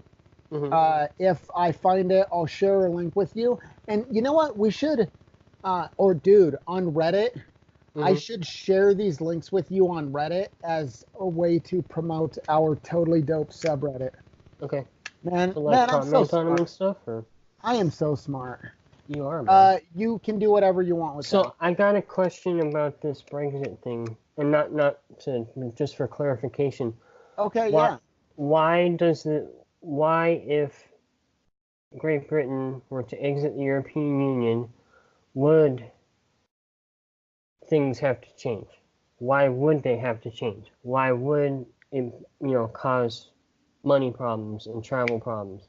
Why would it have? Isn't that almost like the EU saying we're going to punish you because you're not? Oh, yeah. Okay. Yeah, Wow. like that's very much the EU saying we want to punish you. Where ultimately, I think Britain should just say we're done. You guys can go fuck yourselves and your stupid laws, and we will go back to ruling our own great island nation. And we welcome trade, and we welcome tourists, and we welcome travel, but we're going to decide who comes and stays in our country. You know? Yeah. Okay, so, and one thing I think you and I should try, and maybe this will be homework, although I'm kind of losing track of who has homework for next week. But part of what we're doing here is, which was done last week, is sharing memes. And I think memes are, as I mentioned before, they're a very effective way to communicate, and like this superhero meme where he's like, oh, which button do I choose? And this is one of those things where the left thinks, oh, cops are evil and racist, but you don't need a gun because you have the police. Right. And they're very counter ideas. Oh, yeah. And like, it doesn't make sense. So I think ultimately, each of us should have, each of us should try and think of a meme once a week, and you and I should have a little contest of who makes the better meme, and it can be about anything you want, So just as long as it's an effectively. actual meme we make, though, not one we find, right? Yeah, ideally it would be original content. Okay.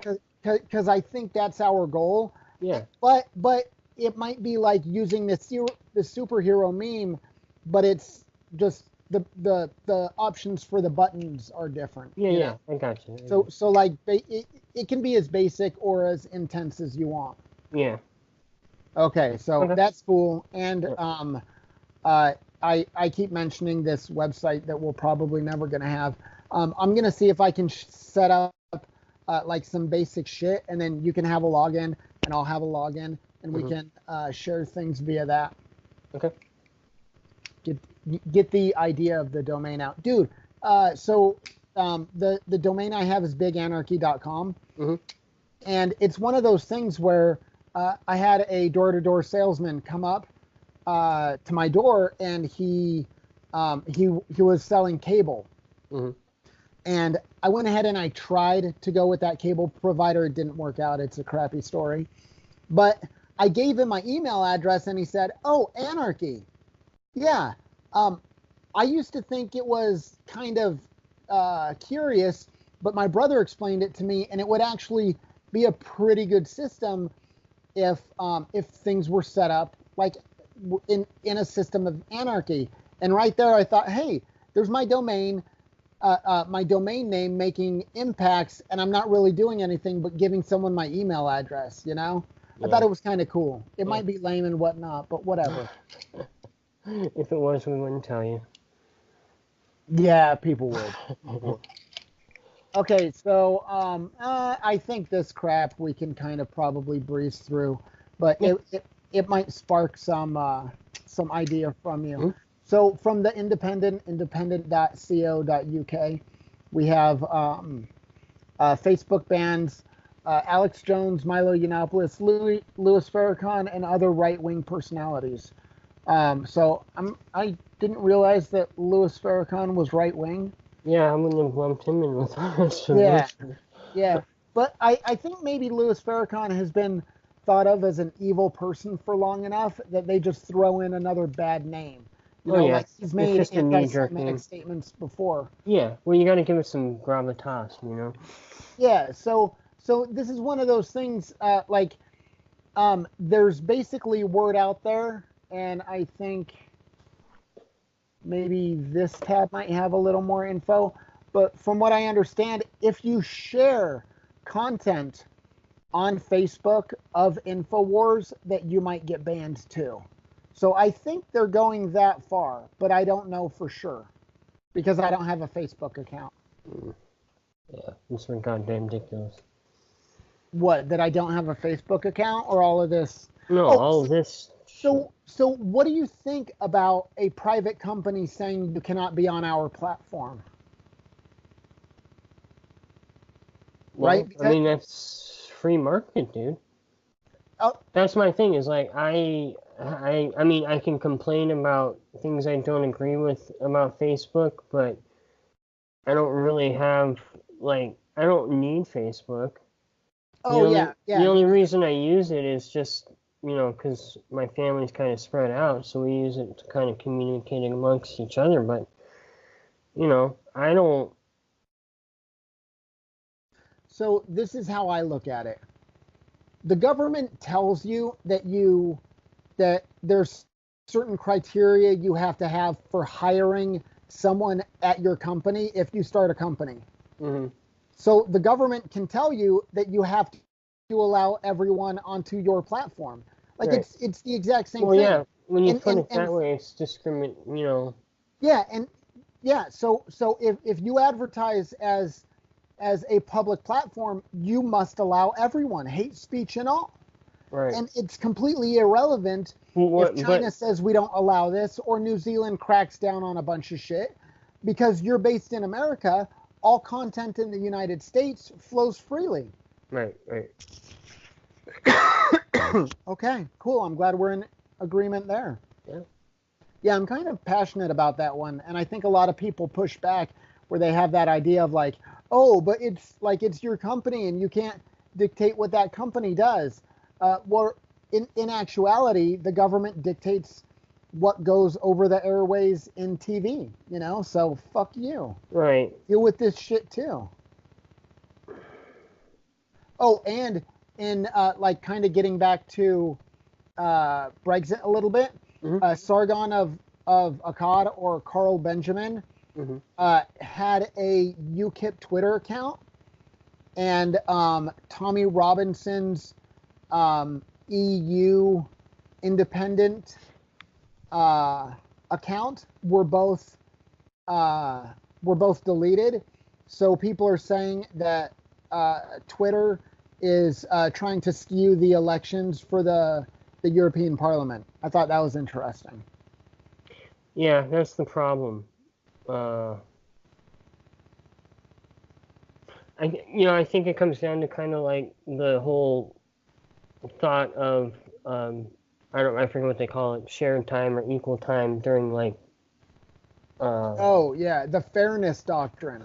right, but I mean, shouldn't that kind of apply to everything? Like, especially if you're a mass media type So platform. the fairness doctrine is bullshit that I think the leftists came up with, because if you think about it, they have very good marketers, equality for everyone, but their actual product is shit. You Right, like know, how it's- Hollywood types like to push the. Yeah, Mhm. yeah. And, Yeah, everything's like, the wonderful people for on the them, top are so going it to have should their be cushy wonderful for position on everybody the else. top.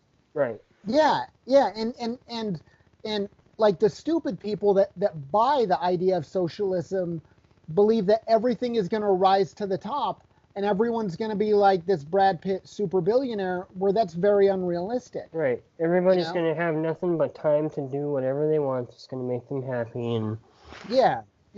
So like this goes into the idea of free markets, and like while I love talking about that, I don't think that sustained topic of free markets will do well here, you know. But it brings me to a slight segue. there's someone I work with that I think he and I are going to be doing a show kind of freedom oriented like this. But I think we're going to talk about like the philosophy of it a little more, because he mentioned Ayn Rand and Atlas Shrugged, and maybe reading that and doing some kind of like book review type thing of that. But that gets into like the idea of it.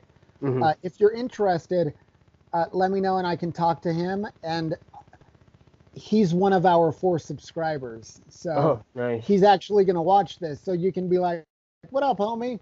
But whatever. Yeah, man, I'm down for something like that.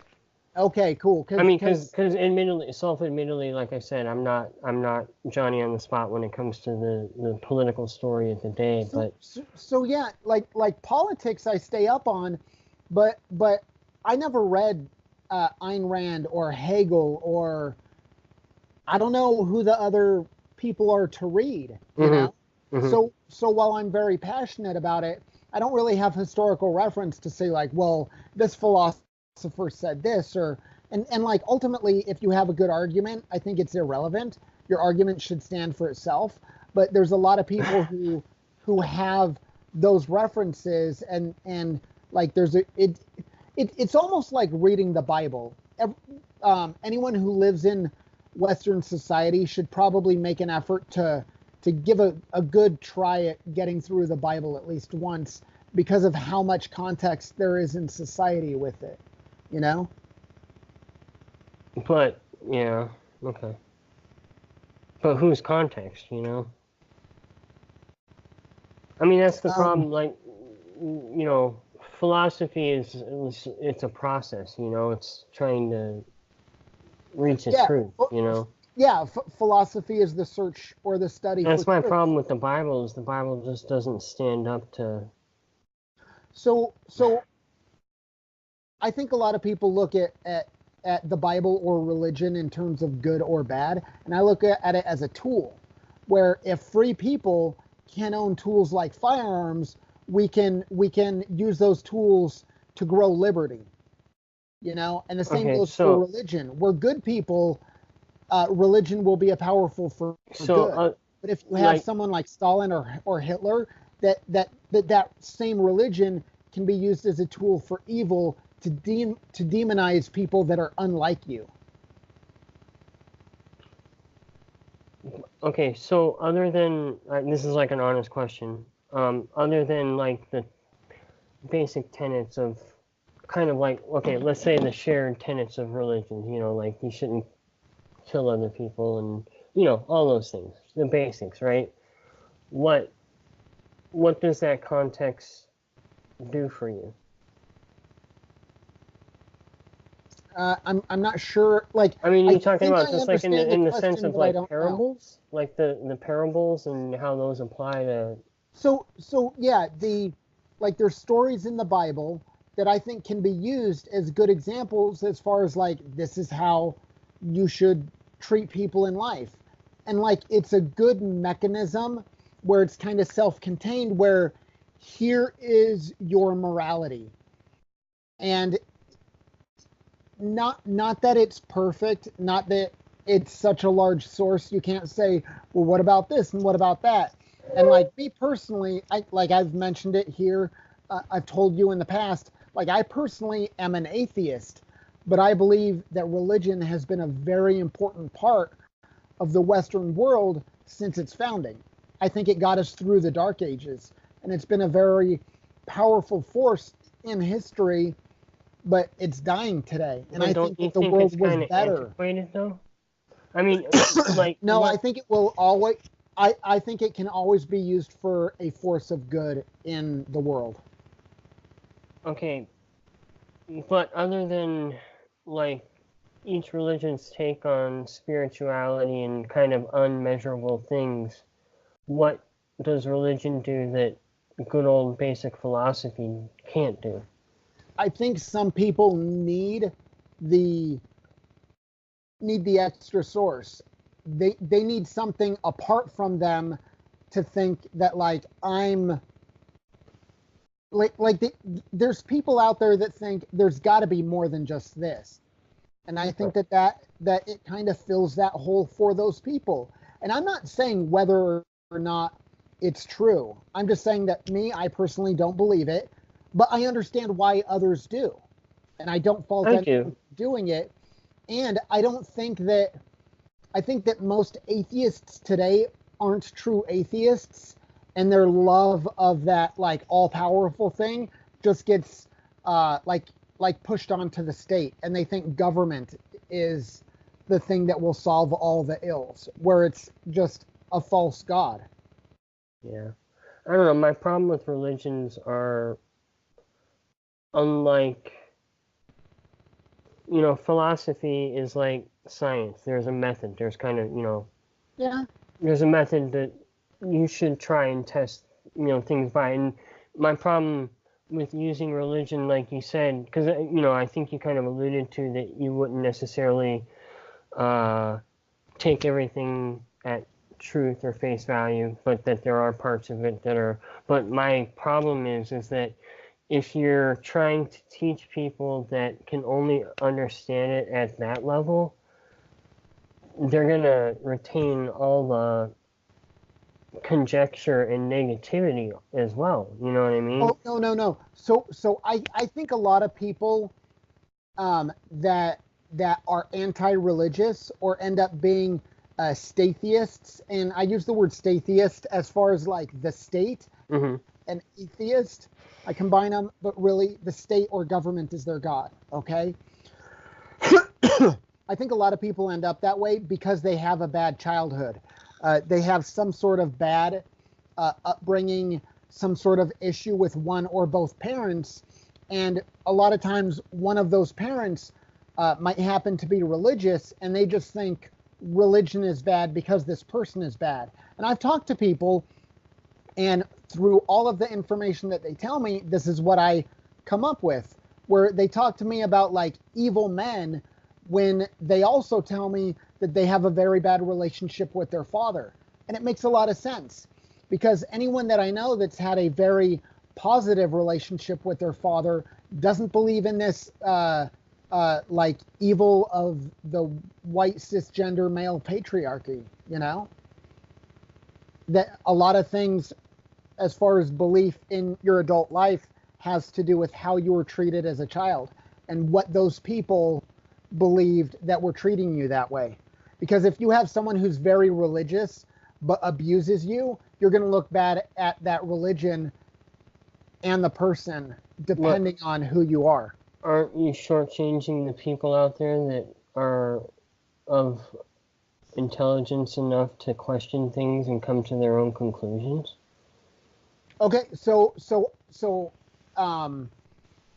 I correct me if I'm wrong, but at one time would you have classified yourself as a Christian? I dabbled in it. Okay, so would you now consider yourself an atheist? The definition of atheist being there is no God? Correct. As opposed to agnostic, which I'm just trying to clear that. So atheist means you believe that there is no God. Okay. Agnostic would mean you believe that God could exist, but you don't believe in God. No, I'm an atheist. Okay, so this is what I believe in the coldness of the universe. Okay, so I think you and I are very similar, where I believe in God, sorry. That's a lie. Did you hear what I said? Where I also do not believe in the existence, and this is what I will say, which I've already said something, but some people come back with, but God was always there and God created everything. And my answer would be, well, that's the exact same answer that an atheist would give, is that everything was already in existence and it just poof, like it happened into existence. And both points have the exact same answer. That. I don't know. That's the point. I don't know. Okay, cool. And what does it matter? No. So that's kind of my point, where a lot of people have this argument, and I didn't mean to necessarily imply that you Phil, in this, I'm doing like a broad No, I was generalization just meaning in the where way a I'm lot trying of to people, understand your point. yeah. So a lot of religious people will say, well, where did it all come from? It had to have come from somewhere, and they think that like, um, I believe that a magical being that has power over everything just poofed it into existence, right? Okay, but So to you me, said that that's the an belief in atheist God. believes the same thing about. No, so an atheist believe. Oh, so and to that belief where you might say to someone, well, where does God come from, right? Wouldn't that Hmm. be your answer to the religious person? Okay. And the religious person would say, God always was. God is ever living, right? I mean, that's the answer that I've had. Why? To what purpose? Oh, okay, so that's what I would answer back. Where an atheist would say, like, we just exist, right? And like there is no rhyme or reason as to why we exist. We just exist. And the But atheist or and the okay, but religious person would say, but where does it all come from? Right? yeah, but I'm just trying to Notice follow your example, and I'm getting lost. notice notice they both have the same question and the same answer. Where does existence come from? So this is a lot of people. This isn't necessarily you and I, but a Okay. lot of people would say,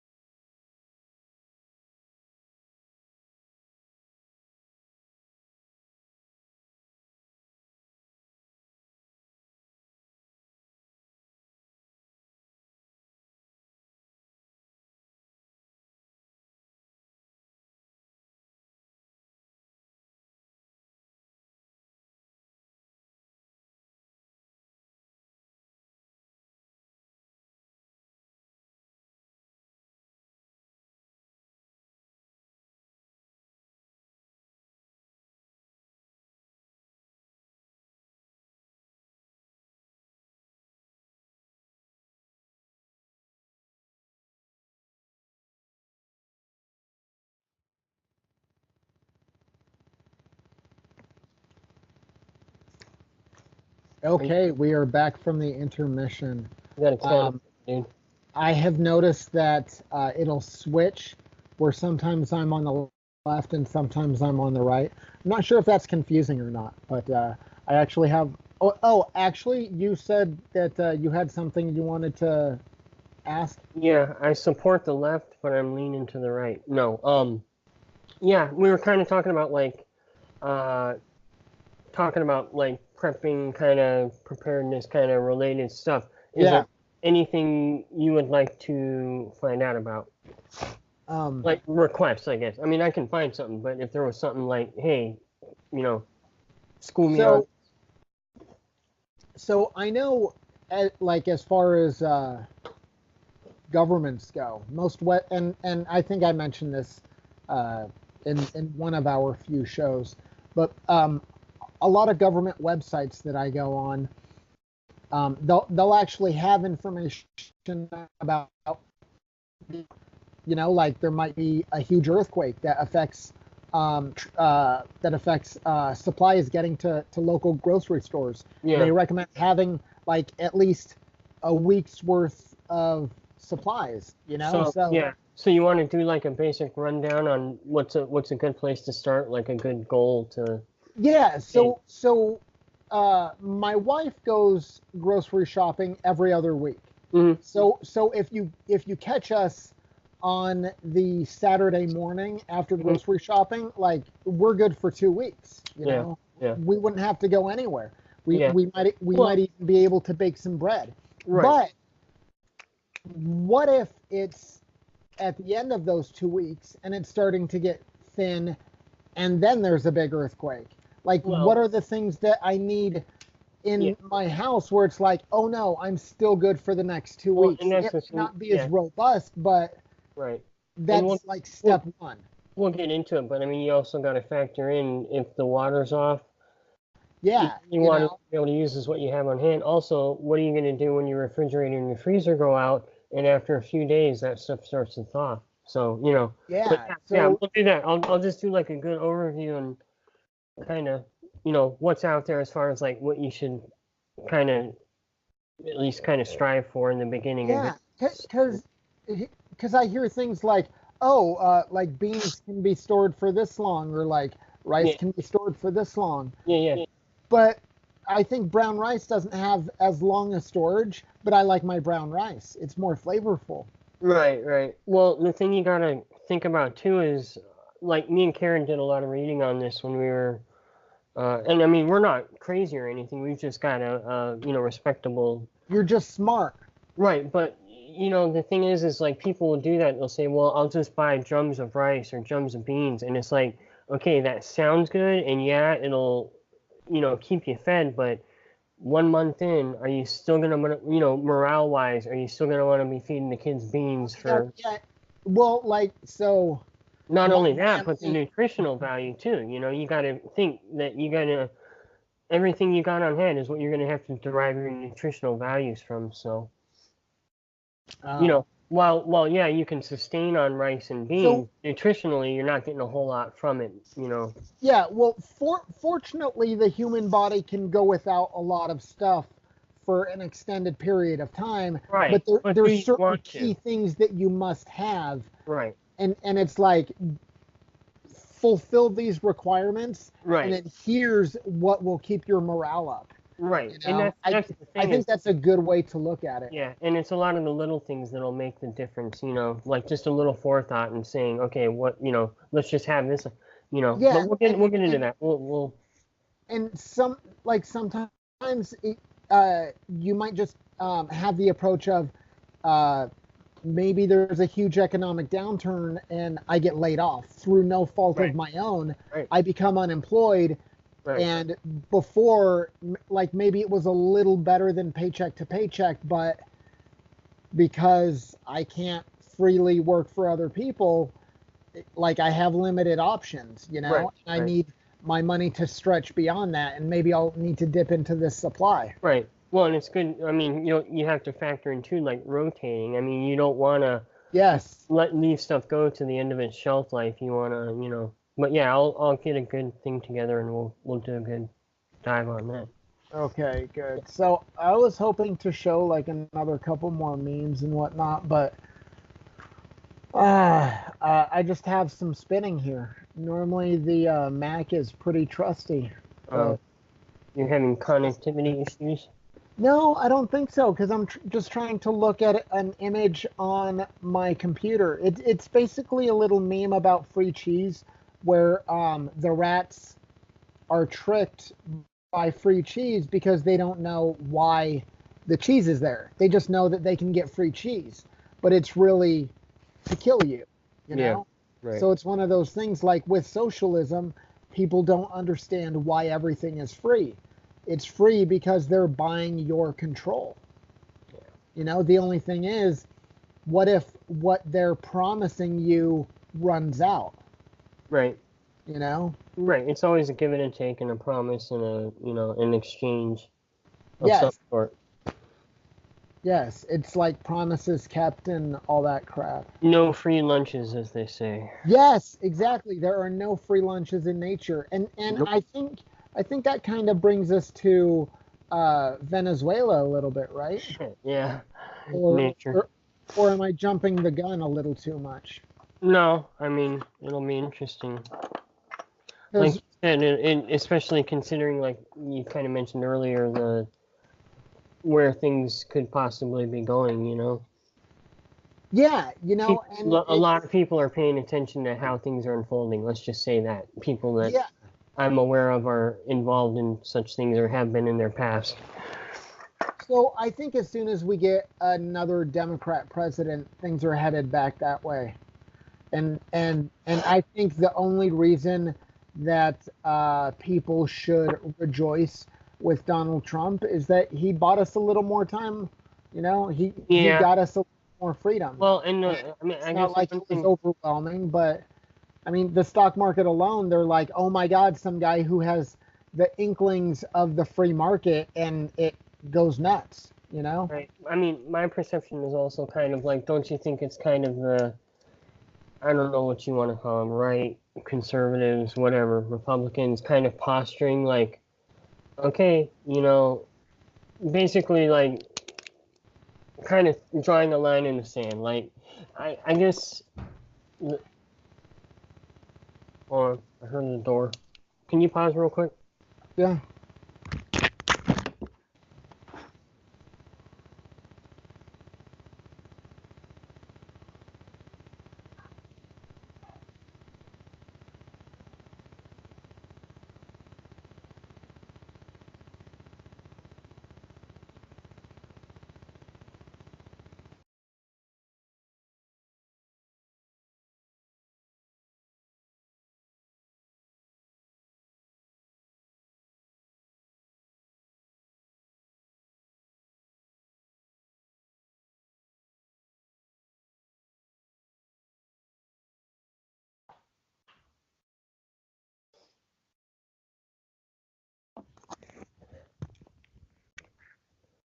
Okay, dude, I'm back. I'm sorry.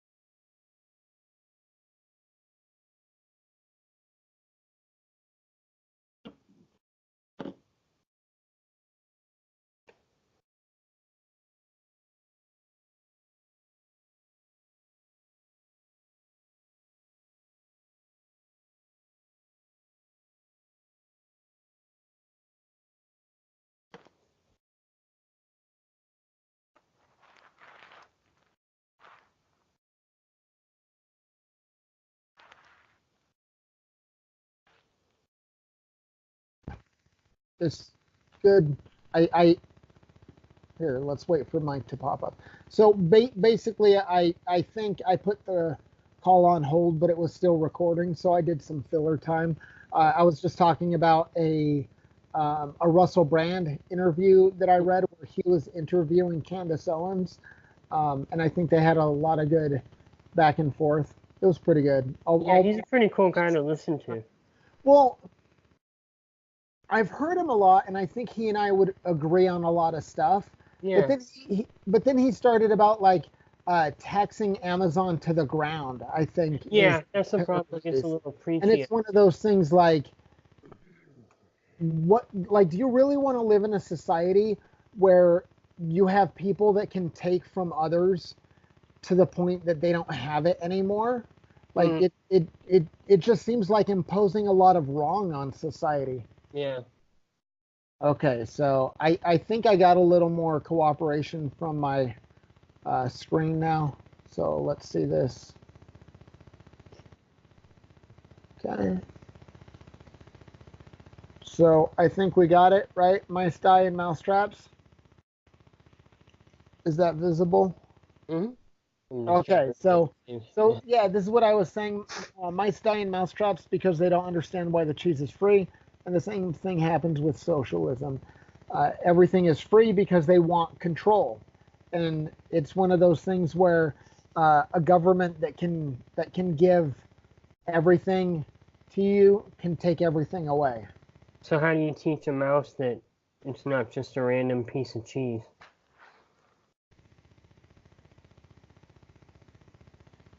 Yeah, so I guess the example is the social welfare state, right?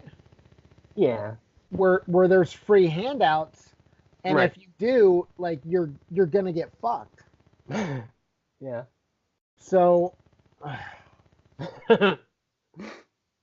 like at this point in time, you have to convince people that they can do better if they work hard compared to what the government will give you. And as long as you can confidently say, like, hey, if you work hard, you don't have to rely on the government. And if that's true and it happens, then they'll vote for less government. Or at least I think so. Because ultimately, I think most voters just think about how they're doing financially. Mm-hmm. And if it's a Democrat in, then they vote Democrat. But if there's some nonsense going on, if there's a bad economy, then they'll vote for the other guy. I don't know, man. I think people are just all buying into the whole we're the good guys, everybody else is evil and oppressive and Well, we are the good guys, Mike. yeah. But you know what I'm saying. Yeah. So yeah, ultimately, we need to teach the rat that there's better than the free cheese. That they can like go out and have a juicy steak. You know? But can you teach a rat or a mouse that, is what I'm saying. Because So- in the end, in a rat or a mouse's world, what's the difference? Cheese is cheese. Like, So I mean, I'm not saying there's not a... Ultimately, you use examples of other people that failed, and you point out why they failed. Yeah, but haven't we been doing that kind of since the beginning of recorded history? I mean, like, how many works and philosophies and religions have been done just for that? I guess that's, when I got really frustrated with you the last couple weeks, because that's kind of where I'm coming from, is like, I understand your point, and yes, it makes absolute perfect sense, but in the end, how is it really different than any other religion or philosophy? Because all of those things are going to end up right back where you are with that, don't start a fight. So that's the thing. But I don't think those things always end up there. But don't you agree they're all trying to, like you said, like you kind of use religion, which again, to varying degrees, you can use as a tool to, I don't know how you'd say it, impart wisdom or, I guess impart wisdom, you know what I mean? Like if good people use a tool, good things can happen. But if bad people use that same That's tool, what I'm saying. bad Is things can happen. all these things, whether it's Chinese philosophers or anything. I mean, all these things in theory should be knowledge that we build on, but yet it's like we're constantly rediscovering it and we never get anywhere with it. So yeah, I I think part of what I've been doing as far as sharing these stories and these memes is pointing out how we can apply it to everywhere, and point out that, like, you know what, just because people get together and call themselves the government, it shouldn't give those people special powers in society. Right. You know, and I think if we constantly point that out, more people might develop the idea of, hey, wait a minute, like, I'm a good, honest person in society. Shouldn't I be given the benefit of the doubt that I won't do wrong and I won't do bad? Right. You know, like, that should be the way it happens. Okay, I have a question for you. Because basically what you're talking about, and I think we may have touched on this before, but is kind of a revised, improved version of the original intent of the United States, right? Basically, I'm not saying kind of, right? So I think that if the founding fathers were alive today, that their argument would be for anarchy as I explain it. Right. You know, where ultimately we will set up a system in which there is no government. You know, and I think that ultimately that they would agree that no man will initiate force on another man. And these are the things that can be done if that happens. And there would be written into some stone tablet somewhere that taxation is the initiation of force. Right. You know, and the founding fathers would have a way to lay this down. And ultimately, I think it's our job, you know, and like this might sound wildly arrogant, but I think it's our job. Okay, so then this leads to my question, which you just made me forget. Okay, but here was what I was asking, and this is just to clarify, but in a broad sense, we kind of agreed that, like you said, it would kind of resemble what the original intent was. That would be kind of the freedom. More or less the values that, right? Yeah. How do you... Is that not working because it's just so... there's such a reaction from the rest of the world to it because of a perceived oppression, you know, from the white man, the Americans, or... So, society is so fucking broken today that most people don't even realize how broken it is. Right. Does that make sense? Yeah, but just let me finish so I can get this out. Okay. I mean, okay, I guess what I'm saying is, if we agree that that's what we're kind of trying to do, is to bring it back to those values, more or less, to varying degrees, how do you package that in a way that people see it for the merits, you know, just justice-wise, philosophically wise, but in a way that doesn't bring all the, oh, you're an American, you're a white male, you're an oppressor, you were slave owners, you're responsible for everything wrong with everything. So basically, how can we get this message of freedom across without being labeled as alt-right, right? Right. And I mean... Okay, so this brings me back to my original statement of basically, I don't care what you look like. I don't care what you do. If you want to run down the street naked, so be it. But as soon as you try and make me pay for anything, like how can you say that that's morally correct? You know, and you push people back towards that argument, you know, and that's what we say. And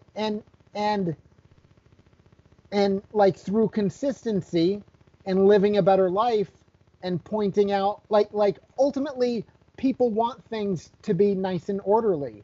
And if we can show them that the society that we talk about will be very predictable, I think people will want it.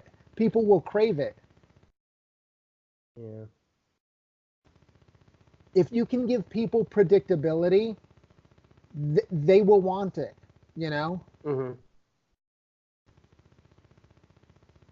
And I think the society that I talk about because so many people I talk to, they think that more government is a better thing because government will get the resources that are needed to implement these programs. Right, and we'll right the wrongs of society and blah blah. Yeah, when it's like, hold on, I want everyone to be nice and happy too, but isn't it wrong to force people to pay for things that they might not want to pay for? Right? Yeah. Like how many people would like to not pay for the Trump administration? Mm-hmm. Shouldn't people be able to opt out of that? Right. So if they can opt out of that, why not opt out of the whole system? Shouldn't we be free enough to do that? Yeah. But like, granted, that's like very like hippy dippy type shit, as I like to call it. But that's I know, like you say, the ultimate goal is freedom, but okay, in a realistic sense, what would a majority of the people do with actual true freedom? Like, if tomorrow morning, bam, the chips are down, everybody's on a level playing field. I'm not saying, like, we'd have to start fighting for food and stuff, but I'm just saying, like, who would really value it, use it to its potential, and value it enough to continue to insist on maintaining it? Okay, so Isn't that kind of the problem that we always end up in?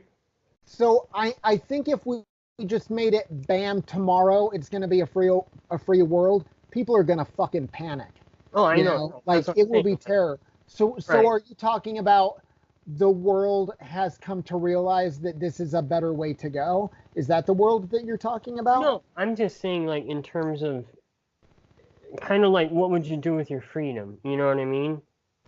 Like, that's the problem. I think me and you look at it like, oh, dude, if we had, freedom, it'd be great because then we can do what we want as long as we're not fucking with anybody else. And I mean, me and you see real value to that. So, but like, seriously, and I'm not saying like you don't understand, so please don't take this wrong, but I think you're discounting that you and I come from a very Western culture. I mean, you've said it too, the father culture, the Western culture, the white male culture, and it's just that different cultures are going to value things in different ways, and like I've heard people that have been to different areas, like, kind of more remote, non-touristy countries and stuff, and talked about, things that we would find very important and very worth digging your heels in on, and other people are just kind of like, why? What?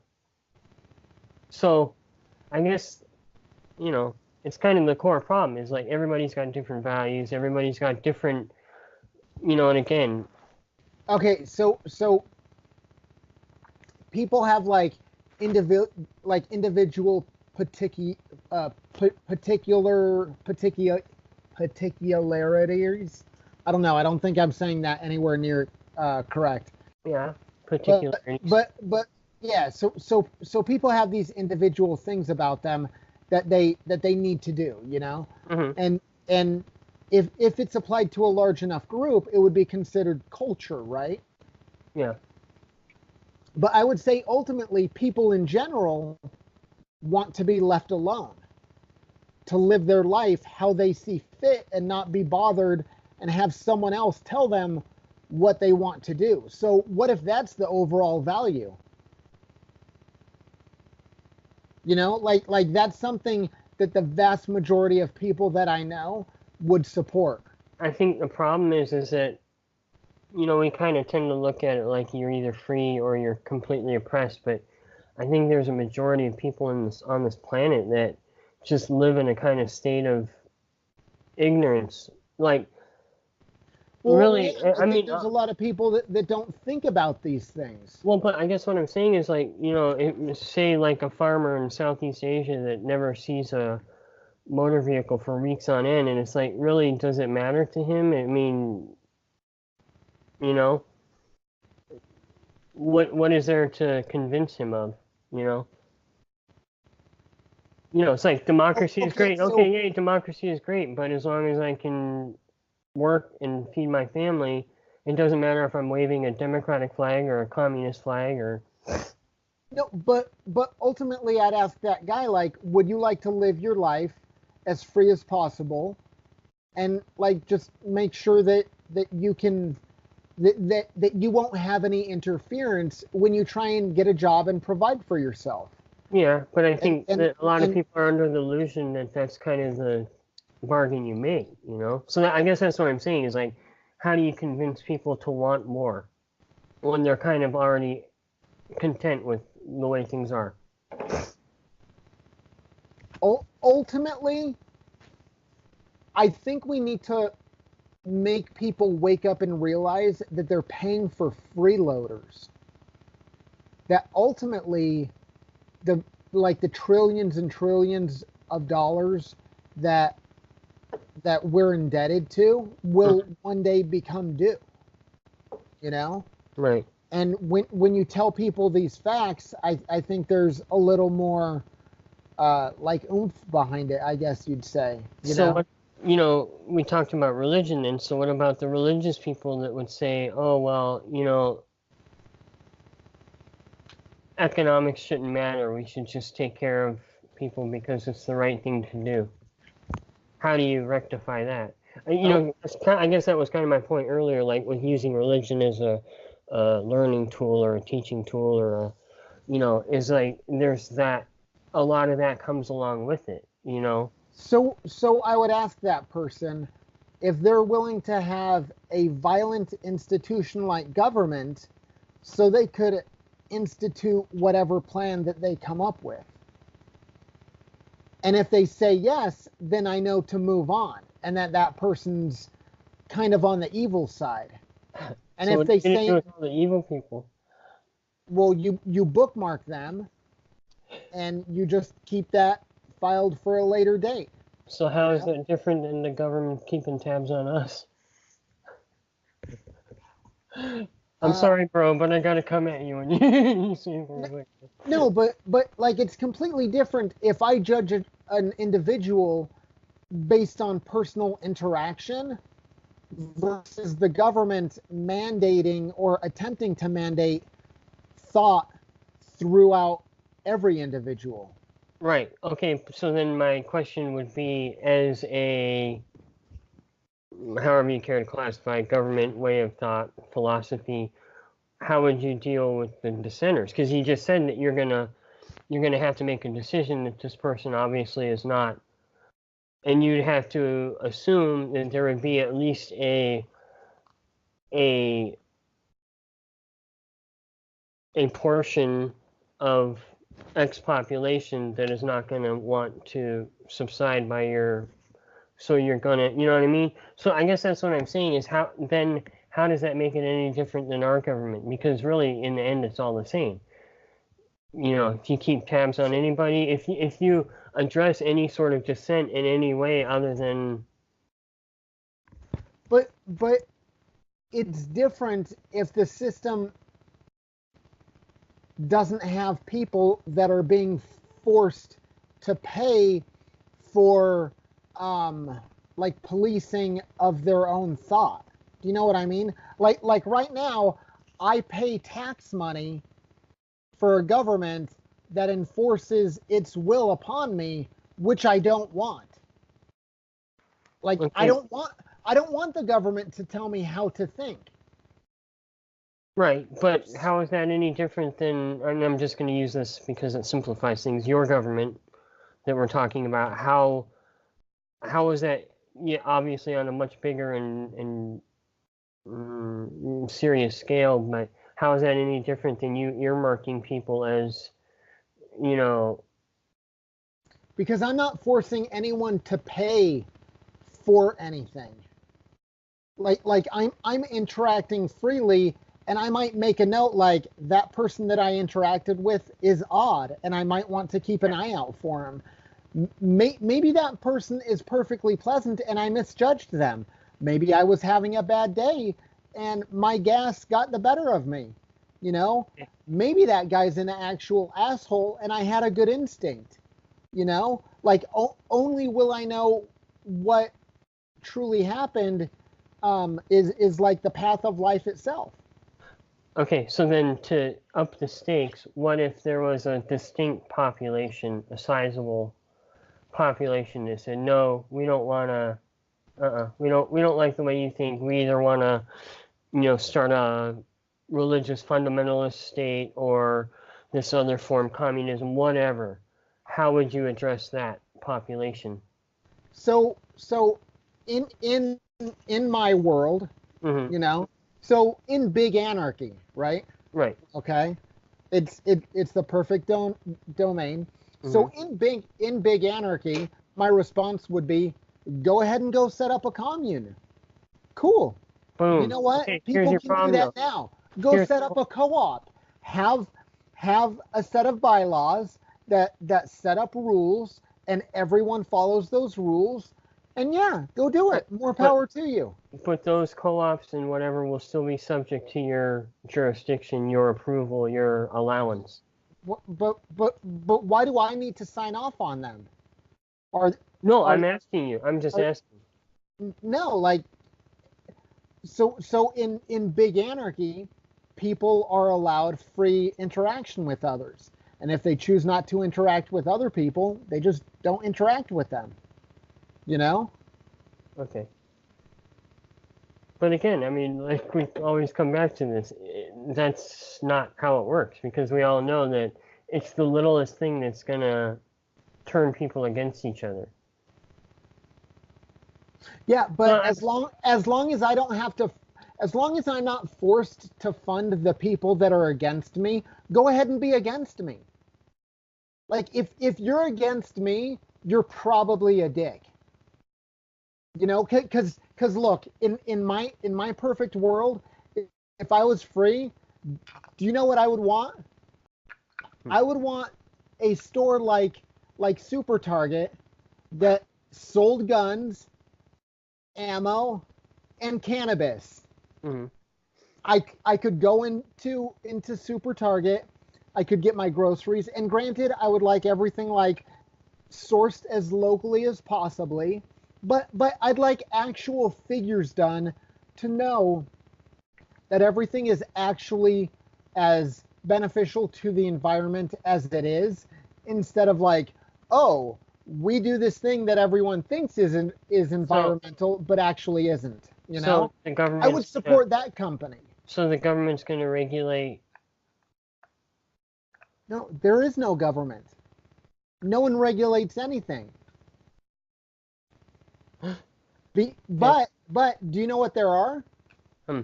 There would be a corporation, or excuse me, corporations don't exist because they are instruments of government. So there might be a group of people that form an organization, and they offer to be experts. And let's say they're experts on housing, and they say these standards will ensure that you have a well constructed home. and Okay.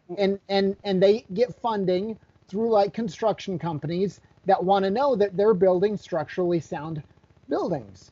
Okay. And then they might set up tests and do mock-ups to make sure that everything's done correctly. And instead of forcing people to do this, they offer it, like they sell it as a service. And like that's the building department, where previously you had to go and ask permission to pull plans, where now you just go to the experts and you say, I want to make sure that the contractor is being held to your standards. And the So contractor might say, dude, I got the builder app and I do everything, and you can see that your home is built to these standards, but we don't have the additional cost of government personnel to coming out and waste your tax dollars.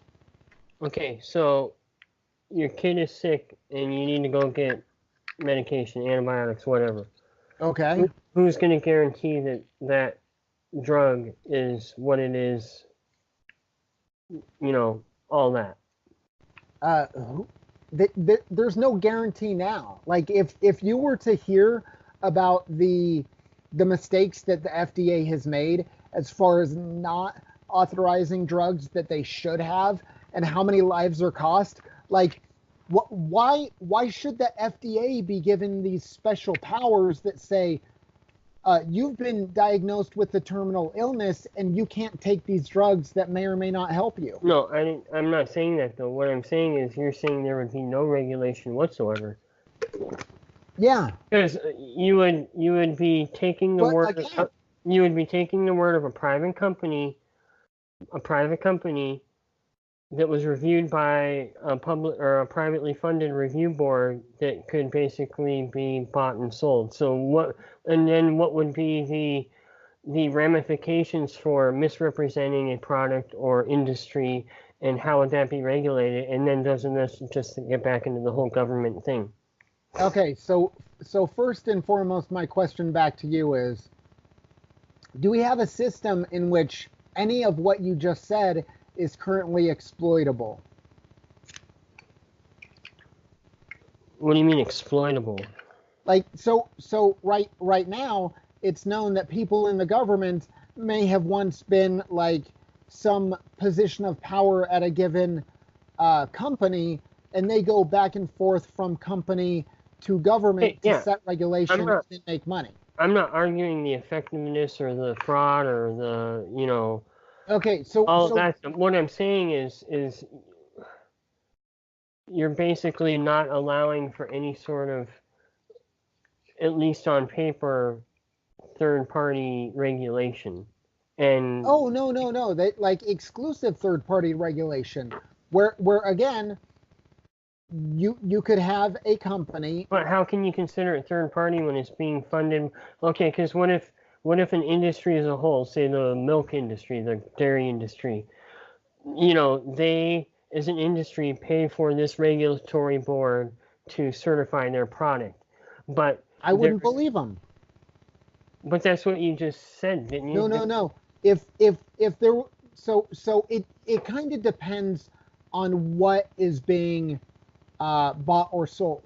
So if a company donates to a third-party charity, and that third-party charity has all of its books available and can demonstrate where the money goes, then yeah, something like that would be feasible. But let's say specifically, like in the case of drugs or medication, like who would be, or what would the process be for you or me as a parent to say, okay, I can with a certain degree of certainty at least hope that this is what they say it is, and that it's not contaminated, and at least a fair effort. And okay, so I got a question for you. Mm-hmm.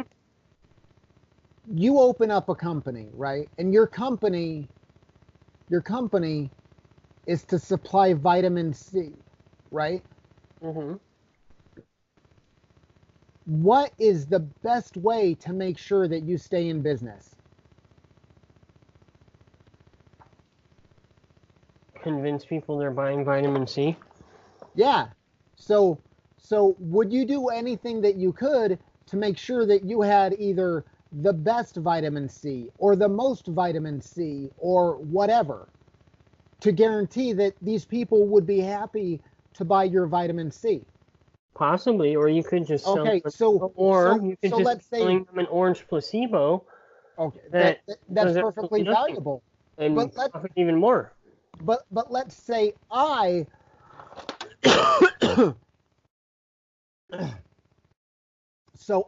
as an interested business or an interested entrepreneur would like to start my own business, and my business is that I will pay people a reward if they can prove the claims of companies are incorrect, right?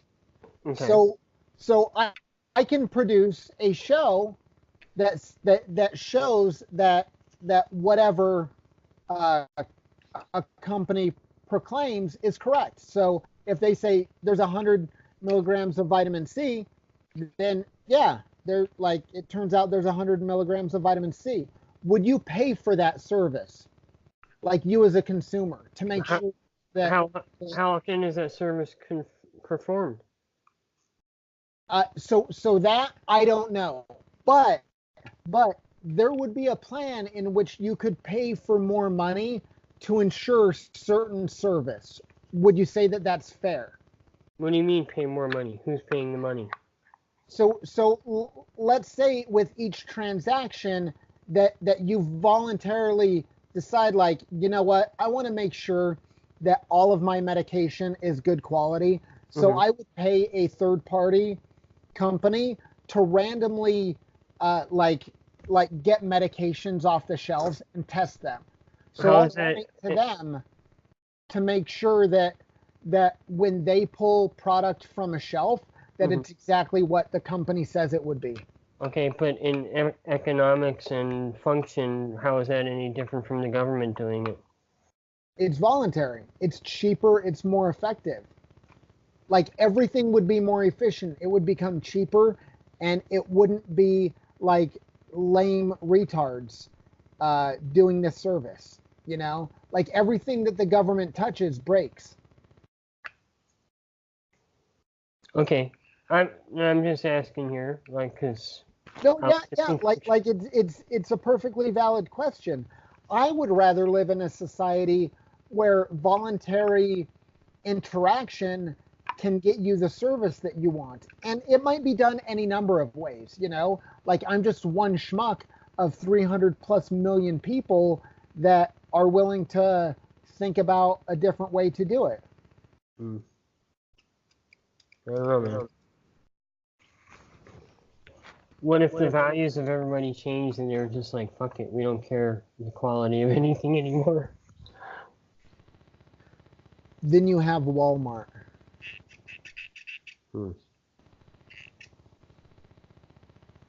So I think that's kind of already answered. Okay, so let's go back. Let's see. So yeah, as I mentioned, we got the rat or the mouse, socialism. I think it's this one. I I thought. have a question. Yeah. Would it be reasonable of one to expect a mouse to understand why the cheese isn't free?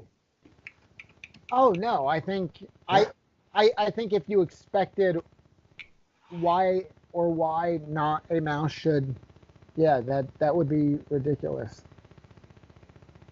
So I thought this was a pretty good one. It's the theme where the dude's checking out something else, but like I totally would be down for a concealed carry permit.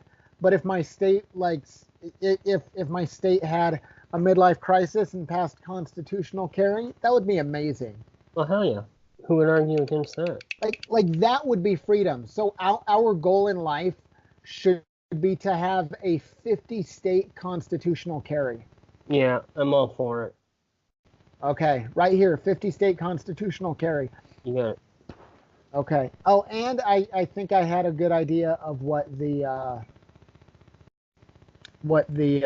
next what the next amendment to the Constitution should be, but I can't think of it right now. It was so awesome you forgot. Yeah. I think I have a note somewhere. Okay, but anyway, so this Barack Obama, we didn't have a scandal that embarrassed us in my presidency, but then notice Benghazi. that there's all of these scandals mentioned. Yeah, right. But look, it says we didn't have a scandal that embarrassed us. Mm-hmm. So he's proud of all of that. Did you really think I forgot Barry? I don't know why that name just cracks me up. Maybe because when people say it, it's with great irreverence, but Barry Soetoro. Yeah. But like it I think it's pretty evident where like they did not have a single scandal that embarrassed them because they were proud of every one. Right. You know, if Democrats got in the next, though, that it would be the same thing from their side. Oh, the Republicans would be saying, oh, we were, spot free and everything was great and. Well, I think to answer that, we should see what George Bush Jr. says about his presidency. George Bush Jr.? Yeah. Says about whose? About his own presidency. I don't know. Hasn't he kind of admitted he fucked up some things? Well, yeah, I think if that's the approach that you have, that maybe you're not as big a dick as people think you are. Yeah. But I think that's a pretty low standard to have. What? That just in the end, you hope someone's not as big a dick as you thought they were. You know, it just seems like real, like. Yeah, but I mean, if Hey, you're president, don't hey, you? I'm going to LA. Let's hope I don't get raped. You know, Yeah. like what kind of standard is that? Yeah, but that's like saying that there's potentially someone out there who can be the greatest president ever and make every single person in the country happy. I'm still not running, Mike. I No mean- matter how many times you bathe me with those compliments, I will not run. I mean, the world is full of dicks. Some are just bigger than others. Yeah, tell me about it. Mm-hmm. Interpret that how you will. Okay, so earlier on I mentioned people possibly being banned for just mentioning InfoWars. This Yeah. is where I got that story. So if you want, you can like highlight that link or just go to Austin Peterson Okay. and check out his tweets. But there you go. He's all like bad stuff, blah blah blah blah. Okay, let's see what we got next. Oh, Red Eyes. This is okay. What is this? See, Oh, like, and sorry, go ahead. no, I was gonna ask your opinion. You know, we were talking earlier about shit. What were we talking about? Go ahead. Okay, so this I mentioned this earlier, where private companies have every right to deny you access to their platform because it's Oh, their yeah. platform. You don't have a constitutional right to a Facebook or Twitter account, but it's one of those things.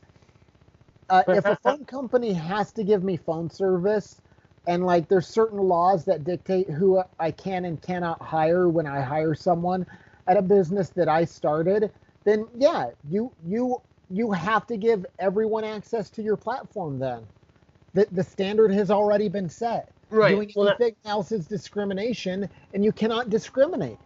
That's what I was going to ask is like, how is that different than the people that get sued because they refuse to make a wedding cake for a gay couple or something? Well, see, in my world, you would be allowed to discriminate. Like companies like Twitter could kick you off, but also if some gay Nazi came in and said, "I need you to bake me a cake," then the straight whatever person could tell the person no. You know, yeah, I'm sorry, like I'm not going to bake that cake for you, but go ahead and go to anyone else that will bake it. Cool. That's freedom of personal interaction or whatever it's called. What about when large groups of people decide that they're not going to? Who are you to say they're wrong? And then how are you gonna? Wait, that who's not going to? Like who's not going to what? I kind of lost the point there. So if there's a large group of people that say that they don't want to do something, like fine, then don't do anything. Oh no. As far as discrimination, I'm sorry. That's where we were. Because you said that people would basically be able to discriminate, but so what happens when like certain groups as a whole decide to start discriminating to the point of cutting off resources or things to other groups of people? They're right. So ultimately, there's a standard that is set for society as far as like free interaction with other people, Mhm. and as long as that's not being violated, then like not selling to someone shouldn't get you. Okay, so what if everybody that sold, or let's just say anybody that sold food, all food retailers said, you know what, we're not going to serve black people anymore. They have that right? Yeah, but I wouldn't support them. Like I'd hop on social media and I'd say like this company's making a huge mistake. Who are you going to buy your? Please tell me they got high. Dude, are you kidding me? No, I'm saying as an industry. Let's say a whole industry said. But wait, why would an industry do that? because the industry is for making money, right? And don't they want to make as much money as possible? Okay, but here's the problem. You're taking a lot of things on good faith, and the problem is that any group will exploit any and all. And that was kind of my point initially, was that the more, the less, I don't want to say less defined, but the more open framework, the more holes are going to be exploited, and the more corruption, and because basically any place it can fester, it will. And I guess that's the part of the problem too, and part of the reason I react the way I do sometimes is because I just see a potential for so much, abuse, misuse. But abuse and misuse is already happening on a scale that's Okay, like unprecedented. and I know you keep making that point, but I'm saying, but at least for better, for worse, for effective, ineffective, there is a system in place to address that, where you're just kind of leaving it vague, like it's going to work itself out. When if that's true, why are we having these issues, you know? So, like, I don't mean to keep driving this home, but ultimately, if people are free enough where they don't where they're not forced to pay things that they find immoral, then everything should be okay, right? Because look, if I'm paying for a government that wants me to think a certain way and I don't want to think that way. But I thought the basic premise was don't start a fight. Now we're talking about paying for government. Well, I thought that's where you were going. And I don't want to pay for government. Like, my whole thing is you pay for you and I'll pay for me. And all of these freeloaders that are working for the government, they can sell their service and they can like cut their budgets, you know, and okay, and but again, they can do whatever they want. That free market leaves the door open for goods and services to be cut off for you for any reason, political, social, otherwise. Okay, so statistically, that's possible. I don't know a single business that in a free world would be willing to do that. Or if there is a business that does that, do you know who would make a lot of money? A single company that caters to food to those people in need. Okay, like, so imagine how much money you could make. Hey, I'll sell you food. Oh, dude, that's a smart business owner. Okay, then what about like before like regulation, say the beginning of the 20th century, maybe end of 19th, before regulation, why were things so much worse before then? Because that was true free market. Worse? Well, I'm just saying, like living conditions, every kind of condition. Like the condition, no, the condition. I'm asking you a question. The condition of the food people ate in, pre-industrial, industrial England, all those things before there was regulation. How come all that wasn't the best of everything, like you're saying is going to be in your So I think part of that is an education thing, where for a while, like people didn't realize that things needed to be as clean as they do, you know, and I think for a while there were just so many people where the mindset was, oh yeah, like that's a basic job that a kid can do, so I'll pay a kid a pittance to do that job, you know, and it was like putting bobbins on the thread winder or whatever it was back in the day, you know. Okay, but what I'm saying is why were people allowed to sell substandard products like sausage that had ground up hair and bugs and bone and eyeballs and God knows what in it? So I think more than anything would be ignorance from the consumer. And okay. if So the consumer finds out And if the consumer can incentivize people like, hey, I will donate, like, let's say I'll donate just $100 a year. But if millions of people donate $100 a year to a company that would pay like a prize to anyone that finds trouble manufacturing. So essentially whistleblowers. So kind of like taxing people to regulate an industry? No one's being taxed because no one's forcing it to happen. No, you're assuming people will pay for it, though. Like people that willingly donate for Project Veritas. Okay, but what about people in third world countries that don't have the luxury, the money, or the education to discern whether the product, the food they're getting is of quality or not?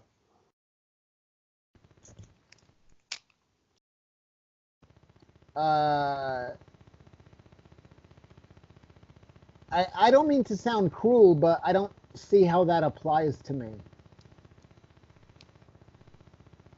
Because on a grand scale, you're just assuming that everything is going to be the best quality and it's going to regulate itself, and people are just going to start peeling off $100 bills to make sure that their food is good and their, all these things have some sort of at least basic standard. Well, look, check this out.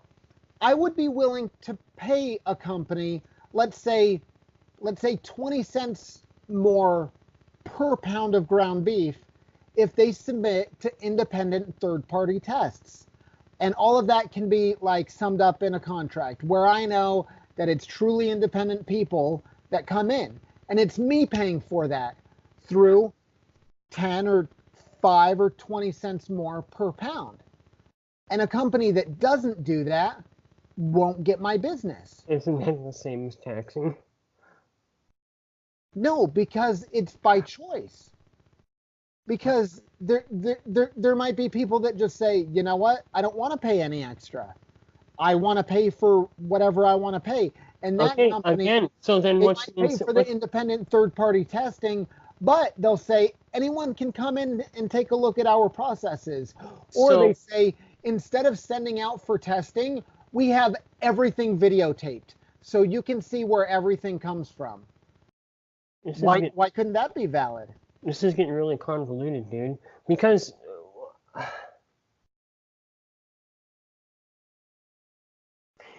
what if there's only 30 people in the world that care that, X product is the best quality, the rest don't give a fuck. So what's that industry's incentive to keep those 300 people happy that are willing to pay $10 extra a year? Sometimes we have to fire our customers, or sometimes products aren't available. If it means that much to you as a consumer, go into business and figure it out. And if you don't want it, then fuck it. Don't pay for it. Here's my point, is that you're assuming that everything is going to work out best case scenario, and I'm saying that there's plenty of room for worst case scenario, because if there's no regulation, there's no... I mean, you've seen it time and time before. Whenever there's a new industry and there's no regulation, any little, shenanigan will be run, angle played, anything. So until it's regulated or legislated against. So are you telling me that it's worth it to have a system in which we empower society and special people in society with guns that get to make decisions, like a very few people that make decisions for a very large part of society? Does that sound like a good system? Make decisions how? I'm not saying that this current system is the ideal system. No, yeah, I know, but that's kind of my point. I never said that you were saying that, but I'm pointing it out like we currently don't have the best system. So why don't we talk to people about a better system? Okay, but that's my point to you, because you're saying no system is the best system, and I'm saying no system will definitely be exploited.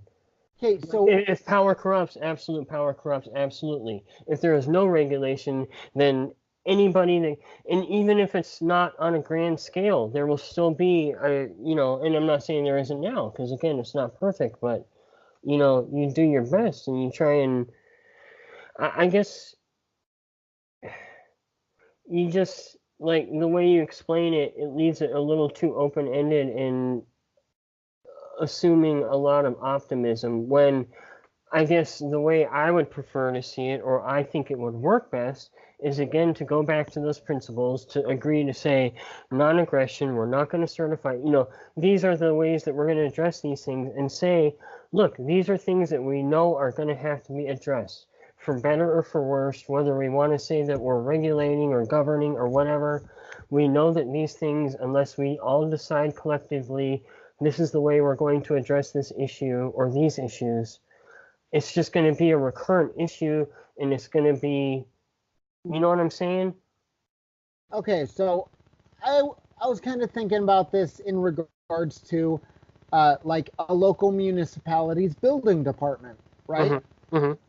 So they can go fuck themselves. You know why? What business is it of theirs for them to tell me how I put up a structure on my own property? Okay, but so then to the other extreme, and again, I'm not advocating that the system now works or is effective or anything, but so you're saying there should be no regulation and that you should be free to build a 5-bedroom, 2-story family house from substandard materials and construction methods, thereby, critically endangering your family? Yeah, you should have that freedom. So Right. look. Do you think that there would be people in society, all it takes is one, that would point out to the person and say, hey, look, I care about your family's safety. Can I please give you some pointers? Do you think that there's just one person in society that might do that? Yeah, there's one, but there's a shitload of people that aren't going to give a fuck, and they're going to do what they want because it's cheaper and they're dumb. Oh, okay, so I visit many you, of them every day and take care of them. you just explained why it's not happening the ideal today. So why should I be forced to pay for people that I don't want to pay for? Right? I'm not saying she should pay for people. I'm not advocating that at all. I'm No, saying I know, and that's my point. I'm saying that aren't there certain standards of sanitation, quality of living that are worth a, whatever you want to call it, government form of living as a collective to get together and say, look, we're not telling you how to live, but we're saying, you know what, these things are, important enough that we should hold ourselves to these standards. So say we all. I think it can. I think it can be done without government. Well, yeah, okay. We need to move on then, because Okay, that's cool. I just think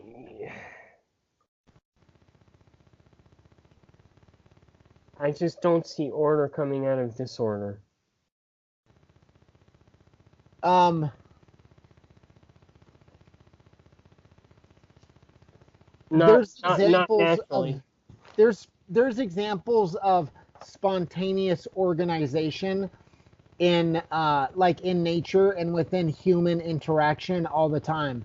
I'll try and keep an eye out for them, or maybe see if I can do some searches for that type of thing. But I think that that would be a good idea to like delve into. In fact, Well, but nothing is permanent. I mean, you can live in equilibrium for an amount of time, but we all know that the world changes. I mean, the planet changes, the climate changes, weather changes, resources change, and there's always going to be variables. And yeah, that's correct. Right, but that's always going to create stressors on a society, and you have to account for those stressors. Because, like I said, everything is idyllic until there's a stress on resources. This group is not getting what they need. This group is not helping enough, is not doing something enough, whatever reason, then there's conflict, Yeah, I think I hear what you're saying, but I think ultimately, if people realize that, like, a lot of people, when talking about capitalism, they refer to the chaos of the market, or like controlled destruction. I forget specifically how they talk about it, but like there's a natural ebb and flow of things. Right. Like Right. in nature, sometimes people have a hard time, sometimes people have an easier time. And I think if more people realize that um, that life does have its ups and downs, people might be a little more open to a little more realistic outlook on life. You know, So then, how do you get them to believe that, to buy into that? hugs. Okay.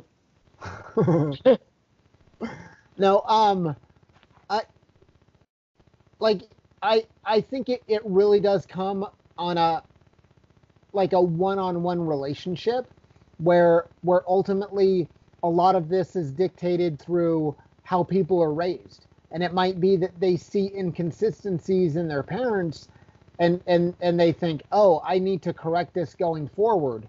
Or they might, like, some evil people might think, oh, that's how you manipulate people, and then that's how they go about their life, you know? I know, Like, but in your scenario, you keep writing those people out of it. When we know for a fact that the majority of the world is either outright evil or opportunistic and, capable of lying, cheating, and stealing. yeah, but I'm not writing those people out of my world. I'm saying that if you are not forced to pay for those people, that when they come into your life, if you realize that those evil people, you can just like stop. Like, you're free to walk away. You no longer have to support them. Where in government, if you know those people are embedded within the chain of command in government, like, you're screwed. Okay, You so know? just a scenario here. Someone breaks into your house. How is that addressed? You can't kill that person Why not? because they haven't inflicted violence upon you.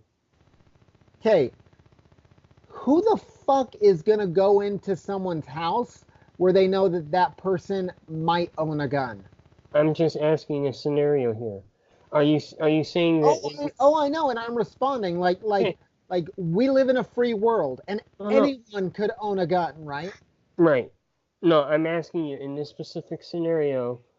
You're living deep behind enemy lines in California, and you don't have a gun. Somebody breaks into your house. You catch them, you subdue them, but nonetheless they were caught. How is that person dealt with? Do you just let them go, kick them out in the street? So, I don't mean to be glib or whatever, but are you talking about in Big Anarchyville? Yeah. Okay. Or a drunk driver on the way home hits and kills a family of four in their car. What happens now? That Okay, guy's so free to go on his own? ideally that family has an insurance policy. Mm-hmm. And ideally that insurance policy would dictate, hey, if we are hit by a drunk driver, we want to make sure that we have like a let's say a $1 billion policy. And this policy was expensive as fuck. Like, we had to pay $100,000 a month for this. But the insurance policy, and we make it publicly known that if we are killed by a drunk driver, X, Y, and Z will be made available for you. You know? Now, because I want to have good dealings when I'm alive, I don't I don't make those like consequences too harsh, but I make them just. You know? Okay. A family of four that can barely make enough to feed itself and get to work and home is killed on the way home. They didn't have enough money to pay $100,000 deductible life insurance policy for retribution after they've been killed in a drunk driving accident. What happens to that drunk driver? Okay. So ideally that company or that family does have some sort of coverage. Now, Darren, we're not talking wait, about wait, the wait, wait, guilty. wait. It's not that $1 billion coverage, but because the idea of freedom is so prevalent in society, people know, hey, if I buy insurance when I'm young, it's going to be cheap for the rest of my life. If I take care of myself, that insurance will be cheap for the rest of my life. Also, if I get those weird coverages because I'm buying early and I buy like all of my coverage with them, it's going to be reasonable where they're going to want to sell this to me. And I would also support a company that tends to give better pricing to people that might not be able to afford it, to supplement them, if you please. Okay, so other than ideally, when we're talking about the majority of people in this world that live below poverty lines, how would that justice be dealt? Okay, like at the time that the like the social welfare state went into effect, poverty was actually on the decrease. Darren, this is just a simple question, man. Listen. There's other factors that go into it. But you're making it too complicated. I'm asking you, in Big Anarchyville, a crime is committed. How is that crime dealt with? Any crime, not a specific crime that you had to take an insurance policy out for. Okay, so if let's say someone's traveling from like Africa and they and wait. I'm going to set up something that plausibly would happen in your example, okay? So we live in the United People of Big Anarchy, right? It replaces the United States of America, but the rest of the world isn't free like us, okay? And there's someone that travels from Africa and they don't know of these new customs in this society, right? Yeah.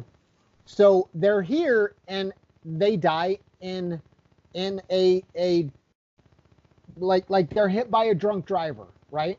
Mm-hmm. But because I am part of this society and I know that shit like that would happen, I make sure that people that come here have some kind of basic coverage. You know, like I'm not an asshole and I know most of my neighbors aren't. Okay. I want to make sure that I live in a society that deals with this. I don't know what will deal with it, but there's plenty of other people that will be able to figure it out. Okay, but you're going in a direction I'm not talking about. I'm talking about in lieu of any kind of police force, how will crime be dealt with? Why do you assume there will be crime on a scale enough where the individual cannot handle it? Okay, we need to talk about something else, dude. There's a lot of supposition and you're not really, all you're doing is spewing out an ideal and it's not. It's a great idea, but it's not. But you're asking me about things that ultimately I don't know. Like I'm not setting the rules. Like literally, all I'm asking for is when people interact, do so on a basis where it doesn't devolve into a brawl. Okay, there's going to be there's going to be instances where it does. So make sure that the person that's trying to attack you, make sure you have backup or something. I know it's not ideal. I know it's vague as fuck. But look, just spread the word. Okay? Like it's gotta start somewhere. And like I'm not gonna be arrogant enough to say, oh, I know how all of this will be solved. Because I don't.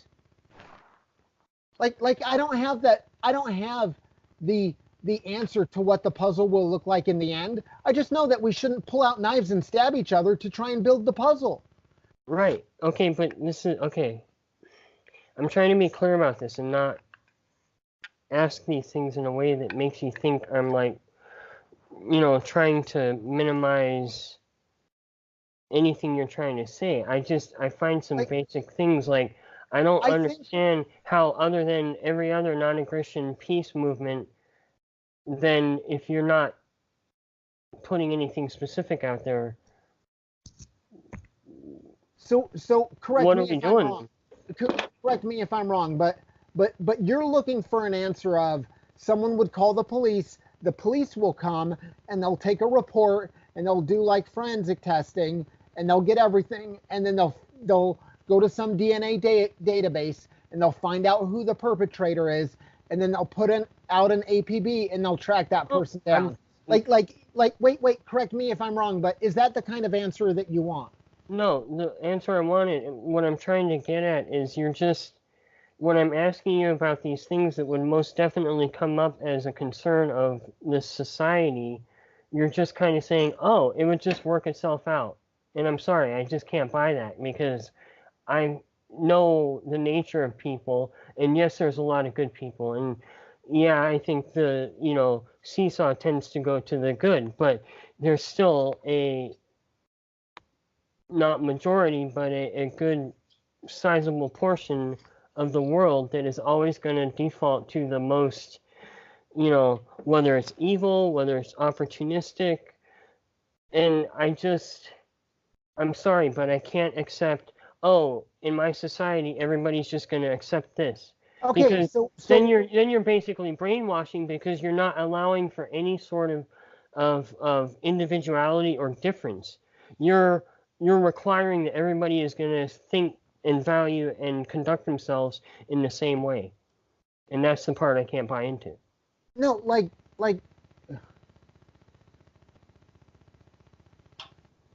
I want it so you don't have to pay for your own opposition, right?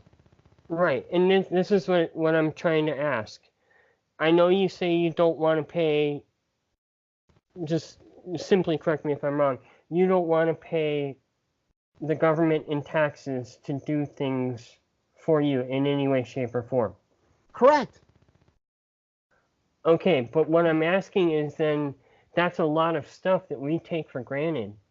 And I'm not saying it's all perfect, and I'm not saying it all works the way it should, and that there's not better ways to do it. But I'm saying there is an infrastructure there to address these things that need to be addressed without question, because our day-to-day life would not function if these things do not function. See what I'm saying? And I know that your main idea is that people are going to evolve and educate themselves and better themselves to the point where a lot of the things that me and you take for granted that should be taken for granted are, just assumed by these people. But again, the majority of people don't think, not that we're highly logical beings, but, with the degree of skepticism or, objectivism or any of those things. And I guess what I'm trying to get at is if I'm hearing you right, you're telling me that there would be no form of regulation, governance, or anything. And I'm saying that, yeah, that's an awesome idea, and I'd be all for it and first to sign up. But in all honesty, given what we know about human nature, the nature of animals, however you want to break it down, that we're never going to exist in a nirvana where everything is hunky-dory, everybody's happy, everybody wants the same thing, everybody values the same thing, and everybody's willing to accept the same things, I guess my point is, while I'm not a pro-government person, I do see a necessity for some kind of framework. And again, I'm not saying that anything about what we have now is good or should continue, but I feel like there's something that needs to be there. And I mean, don't you think that that's worth talking about? Because I guess the way I see it is, if we're going to be trying to promote this ideal, we need to be able to tell people, like, look, man, how would we apply this in a society of any size or a group of any size, Like, how would we address this when this comes up eventually? Because, that's what people are going to want to know. They're not going to want to, yeah, you can say, here you go, you got freedom tomorrow, and the guy's going to be like, okay, great, but what's going to happen when I retire? You know, what's going to protect me from fraud in XYZ, you know, any number of scenarios. And it's just not, I don't think, realistic to say, oh, we're going to privately do this and privately do that. People don't want to be bothered with shit now. And you may do it privately, but like I said, if the majority that isn't forced to get auto insurance or health insurance by law doesn't get it, then it doesn't help anybody. Yeah, but you can buy all the insurance that you need to protect yourself from any eventuality. Right. And Again, how is that going to help you if your family's dead? What's that money going to do? well, if you're dead today, what's in it for your family? Okay, then my Like, question, I then my question I was, honestly don't understand the question. the question is just, it's a simple question of what would happen. You've killed a family of four. What happens to you as that drunk driver that killed that family now? What should happen to you? What would you? Okay, so look, what let's say it's like 2000 years into the future, right? Okay. And there's a debate, right? Two free people on the internet, and we're just saying this is what I think should happen if someone kills a family drunk driving, right? Mm-hmm. Okay, cool. So I I apologize for everything before, and now I think I understand the question the best. So what I would vote for is, I honestly don't know. But wait. So I would be willing to talk to people about it. And I know this isn't the answer that you wanted, but I think it's the best answer because I honestly would like some input from you about what you think would happen. Like honestly, I don't think the person should be able to drive anymore. I don't know how to accomplish that, but I think that should be a goal. Right, and Yeah. that's kind of like where my mind is though, dude. It's not like me and you need to figure out all the particulars. I'm saying like kind of on a Well, I think philosophical. if I understand these questions better, I apologize. I am very thick-headed sometimes. And I I know. think I think if you take the exact same thing or your exact same objective and you phrase it differently, you can get the answer that you want Right. No, and and none I of the totally admit friction that we were getting. that's the So problem is like yeah, I my understand. frustration with trying to ask, like I'm not frustrated with you, I'm frustrated with myself because I'm trying to get you to, it's like I don't know how to ask the question, but I'm trying to give you to get you to give me the answer to then Yeah. say, Yeah. okay, So this is my question then.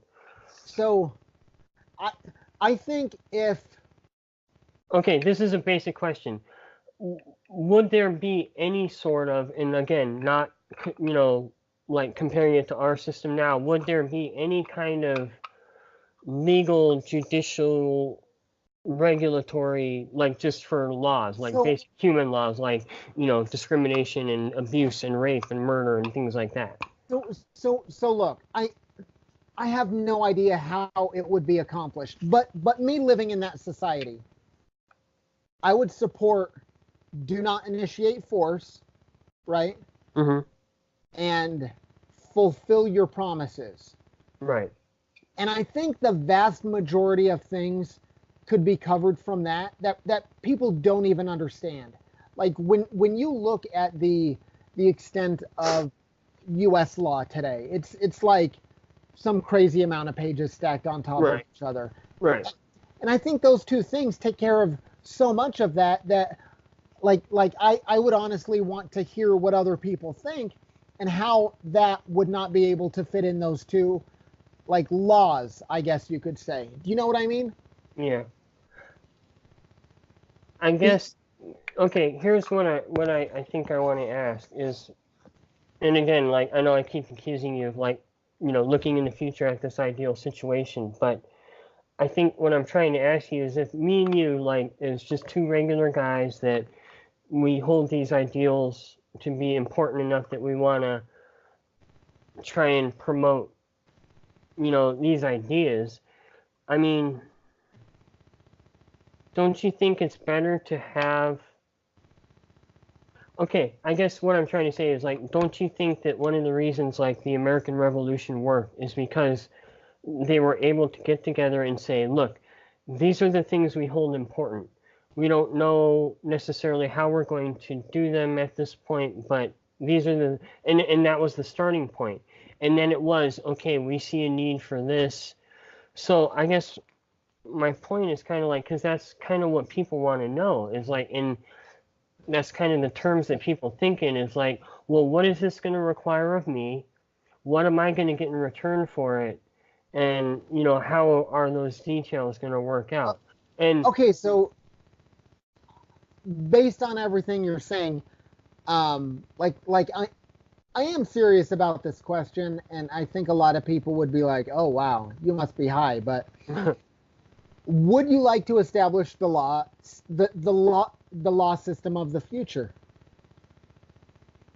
would I? Yeah.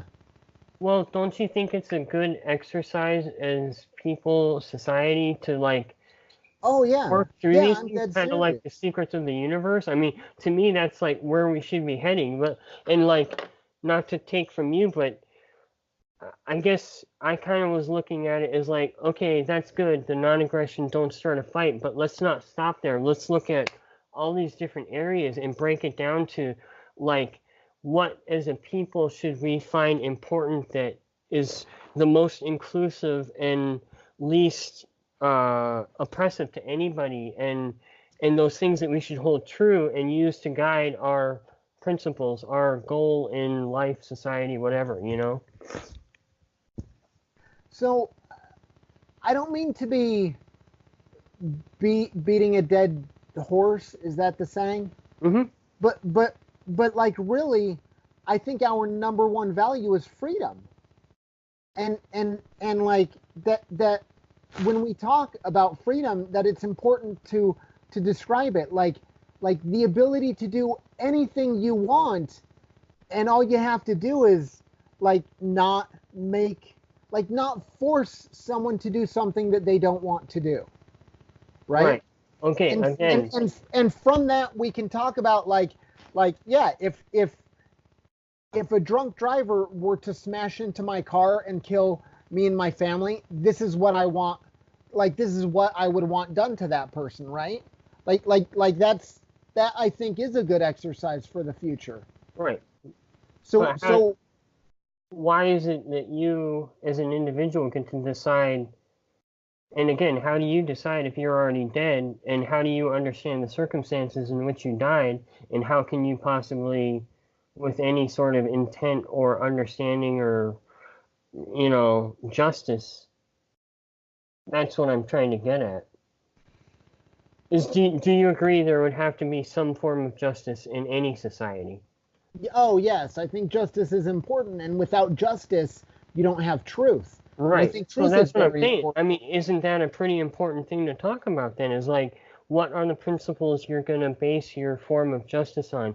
And what what are you going to say that this is what we feel that we need as far as law enforcement, laws, judiciation, whatever. Okay, But so but so but and in the same breath, what are we not willing to accept? What is the line that we're not willing to cross? No questions asked. Like, none of this, oh, it's the Patriot Act, blah, blah, blah, it's amorphous and blah, blah, blah.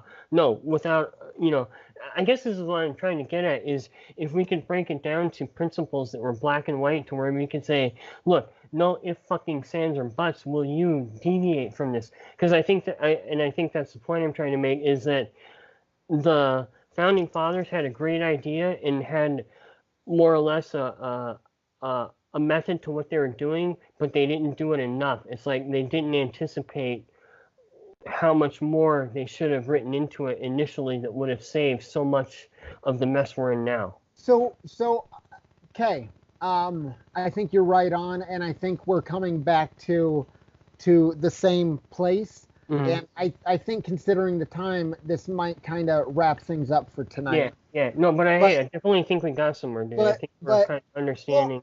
well I think we've had a good show where it started out good with a lot of like newsy stuff, and I Hmm. think those are going to be good bites, and I think this is going to be a good Yeah, yeah. long form.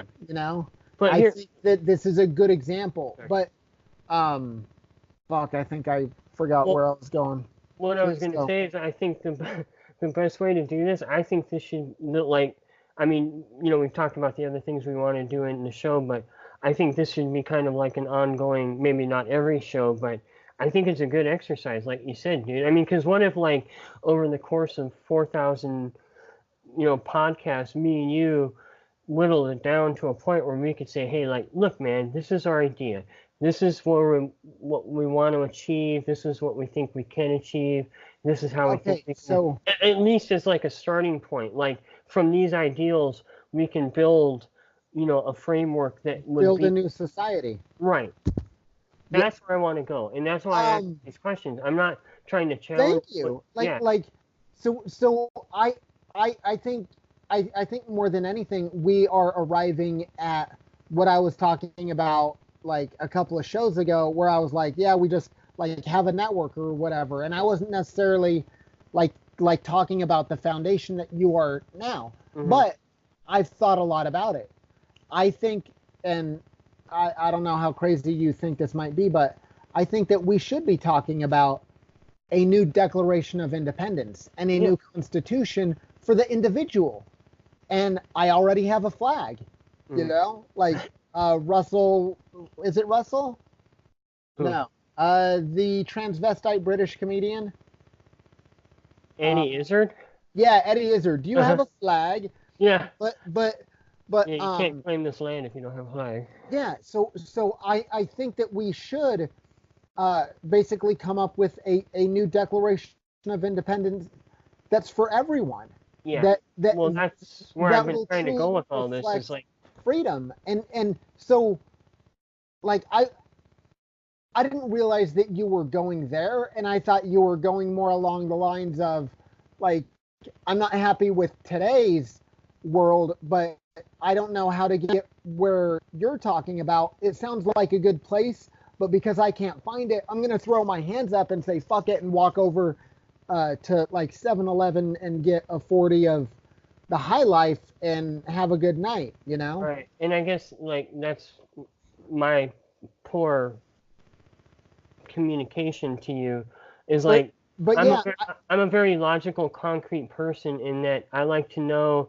I want to know if I'm on Team Mike and Darren. I want to know exactly what we're talking about. I don't want to find out 3 months down the road that we're Yeah, like so- we're like so- closeted white supremacists or we have some. no, I am not. I want it to be pure and well defined and not subject to bastardization in any way. That's So- what I want. Yeah, so it sounds like we're on the same page as far as We're basically figuring out how to talk. building the framework. Like basically, the goal is to build a framework for a new society. Right. Okay, yeah, I'm down. I'm Awesome. down. Awesome. So I like think when I ask you stuff, like please answer me. Like I want to do this like mental exercise with you. okay. And I'm not trying to call you out, but I'm gonna ask questions because I have an analytical mind.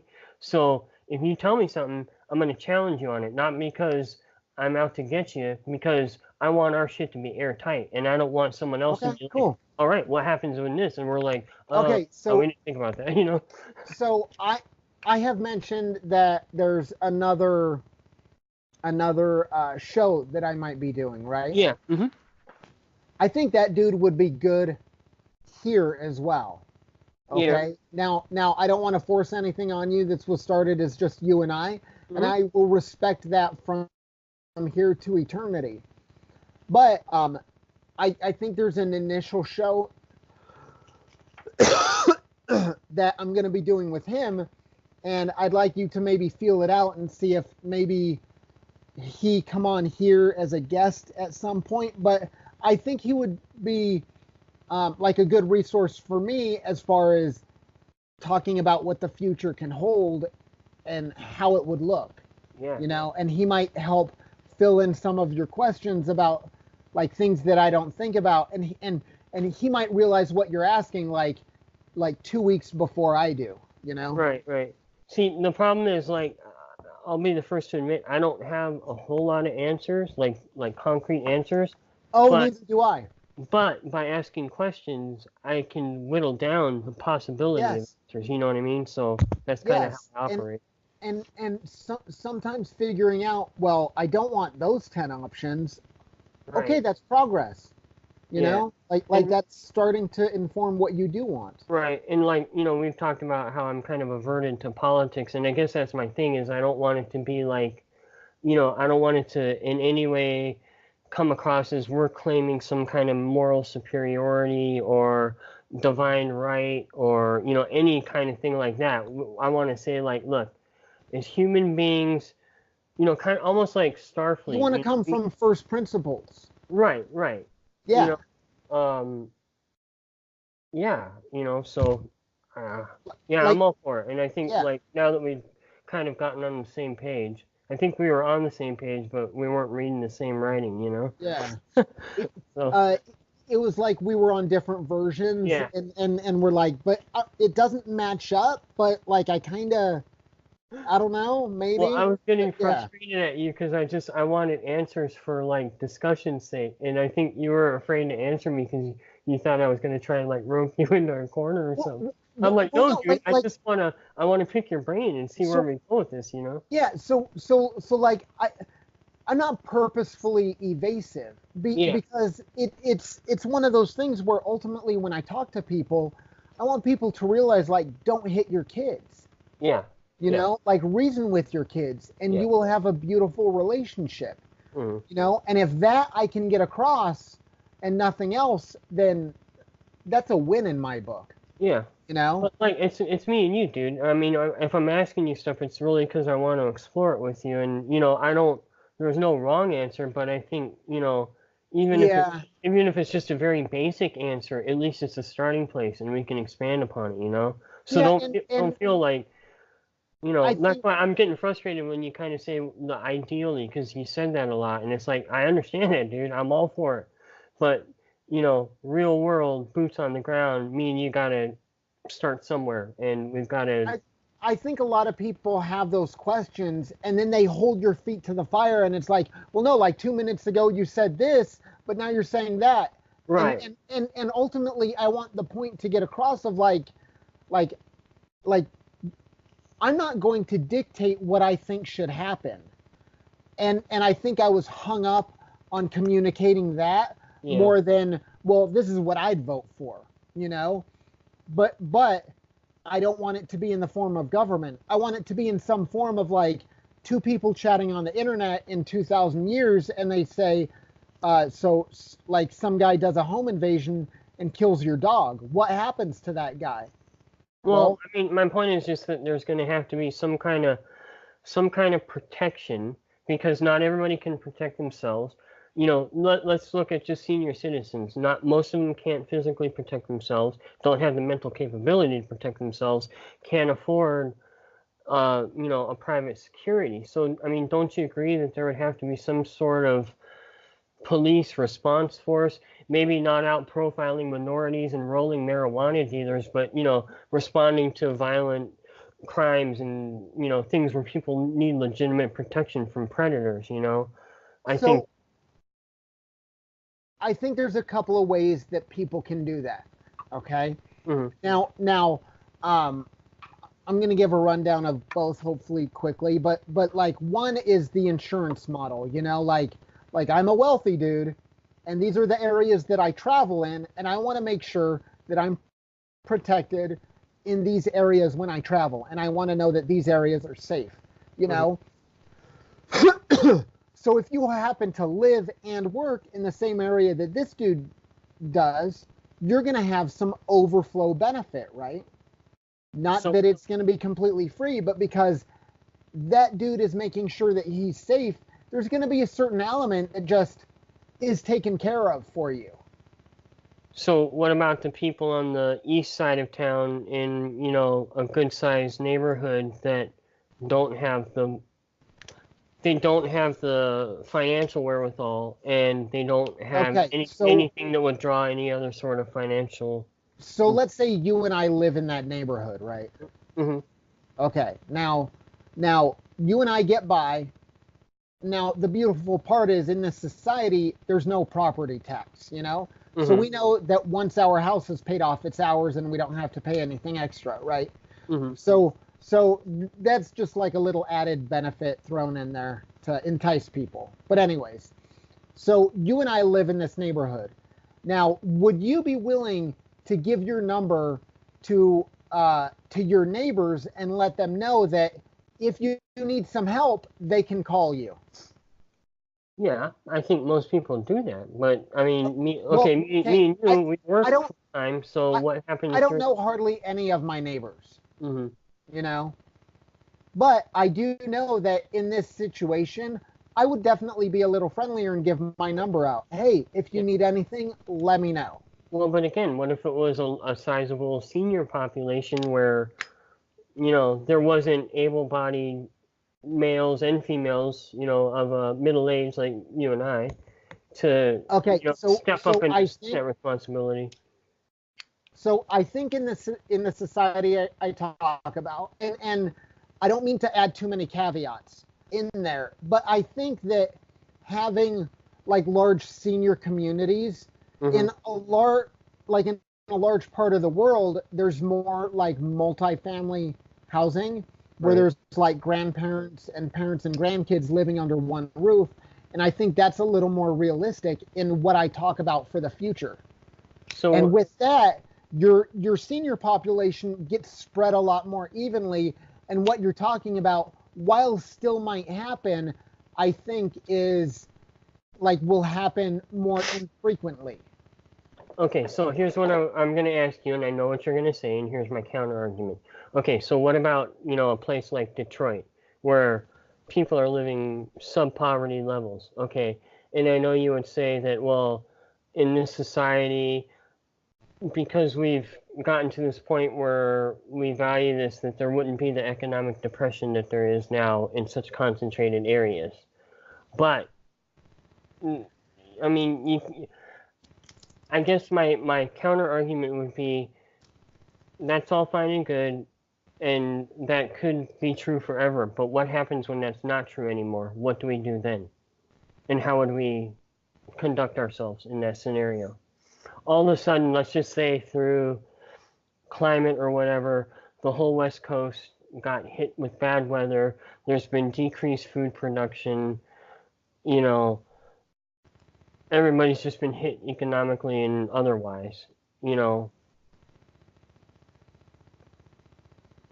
how do you, there's nobody there to, other than the other half of the country that through their goodwill would have to step up, but there's no infrastructure in place to help people in any way whatsoever or protect people, even just protect them from predators in an otherwise shitty situation, like a disaster or something. Um, so first, I'm sorry, I was chewing some candy, and that was That's okay. probably some horrible audio. No, I didn't even hear none, dude. I thought you No, were. I know, but it'll probably come through in the recording, probably. I bet. Okay. Okay, so um,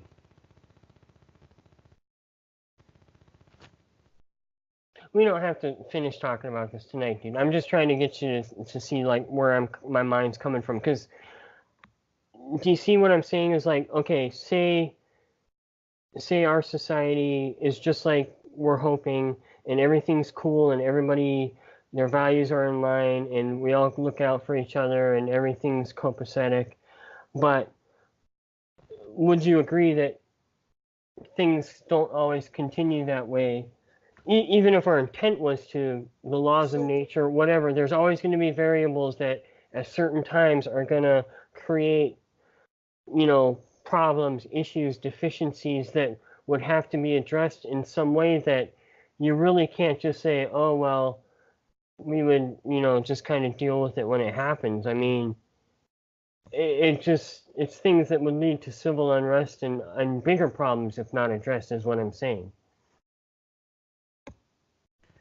so I think that when people are more able to move about the country, that in the instance of like oh, this whole area was devastated, like people will then be motivated to move elsewhere and seek a new beginning. And I think you're talking about things that have always happened throughout human existence. And and people ultimately are willing to help other people as long as they think that they will get that same help. So and like I'm sorry, this probably isn't the answer that you want, but ultimately, I believe that there's enough good people in the world that will figure it out.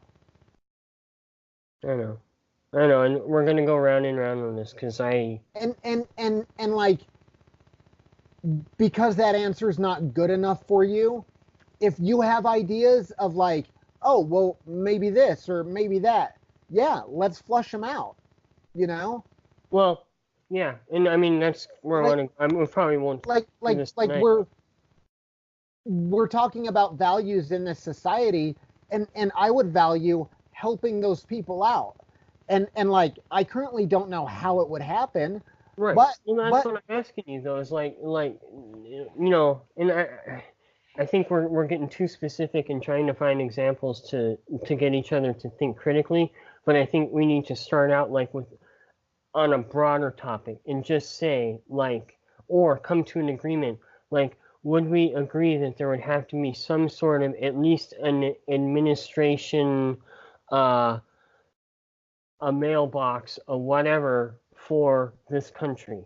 Okay, and just start there and say, how would we like an address, like if you needed to send mail to the government, right, or a burning pile of dog poop, but you know, like literally, like, okay, how would our country interact with other countries? And I know that you're going to want to say, oh, well, we just all get together and, you know, decide that these are the best people to send to be our delegates. And that's fine, but I'm going to need something a little more concrete than that. You know what I mean? Because I think a lot of people are. And while, you know, I know you like to say that just the goal is enough, but I think it's more obtainable and more concrete if we can define how we're going to get there. Yeah, I know what you're saying. Like build an instruction booklet. Kind of, but again, just on a very basic philosophical level. Like we don't got to get specific. We don't got to, you know, do manpower studies for our police force and things like that. But like, you know, would we have a police force? If we did have a police force, what would be their charter? Like, what would be the things that we task them with? Because I mean, I think me and you would both agree that the police system, the law system right now is kind of out of control and priorities are wrong, and yeah, there's a lot of bad stuff that's coming along with that. So I mean, I think you could refine that and give it a narrow enough charter to say this is what we're asking you to do, nothing outside of these parameters, and that would be good enough. Because if it was clearly defined and we said there's absolutely no fudging on this, no, you know, trying to backdoor this and that, you know, the way they can now, I think, wouldn't we be getting somewhere? Yeah, so I think I have a few ideas for how stuff like that would run. But keep in mind, like, there are going to be some open variables, but I will let you know what I think should happen. Right, but that's what I'm saying is like, okay, me and you know each other, we know where we're coming from, we know that even if we're not understanding each other, but that in the end we're probably going to realize that we're more on the same page than we think. But you got to look at it from the point of view of, like I said, the people that are going to be watching this, that are going to be trying to figure out what like some people have questions of like, but how will this work? Right, just because like they want to know, you know, like these basic issues. I mean, where are we going to draw the line? Where are we going to say that, you know, this is important to us up until this point, and then it's none of our fucking business, basically, you know? Yeah. Because I think, isn't that kind of a good thing to say that we agree that there's going to have to be some kind of social charter and some sort of at least minimal infrastructure.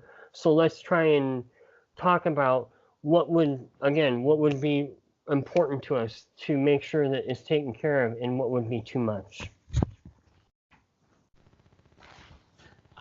So we've spoken about stopping a couple of times, and I think Yeah, to yeah. actually I think stop. we're there, dude. But I think next episode we should look at Stefan Molyneux's idea of what does he call him? Like direct no You said it before. I forgot what you said. DROs. Yeah. Oh, like direct resolution organization. And Yeah. I think that's my like insurance policy. But if you want, we can check that out.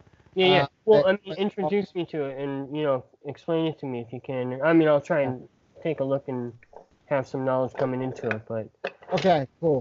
it could be that I'm just thinking of some evolution of that to where it plays out in a little more concrete manner, but, Yeah, because I think part of this might be setting up the first DRO, and it's essentially like the insurance company of the future. But we couldn't call ourselves an insurance company because there's legal stuff with that unless we become an insurance company. So yeah. a DRO, basically people that settle arguments. Okay. Okay, so Yeah. Okay. I'm all for it. I'll the try and do future is some beautiful. reading. Yeah.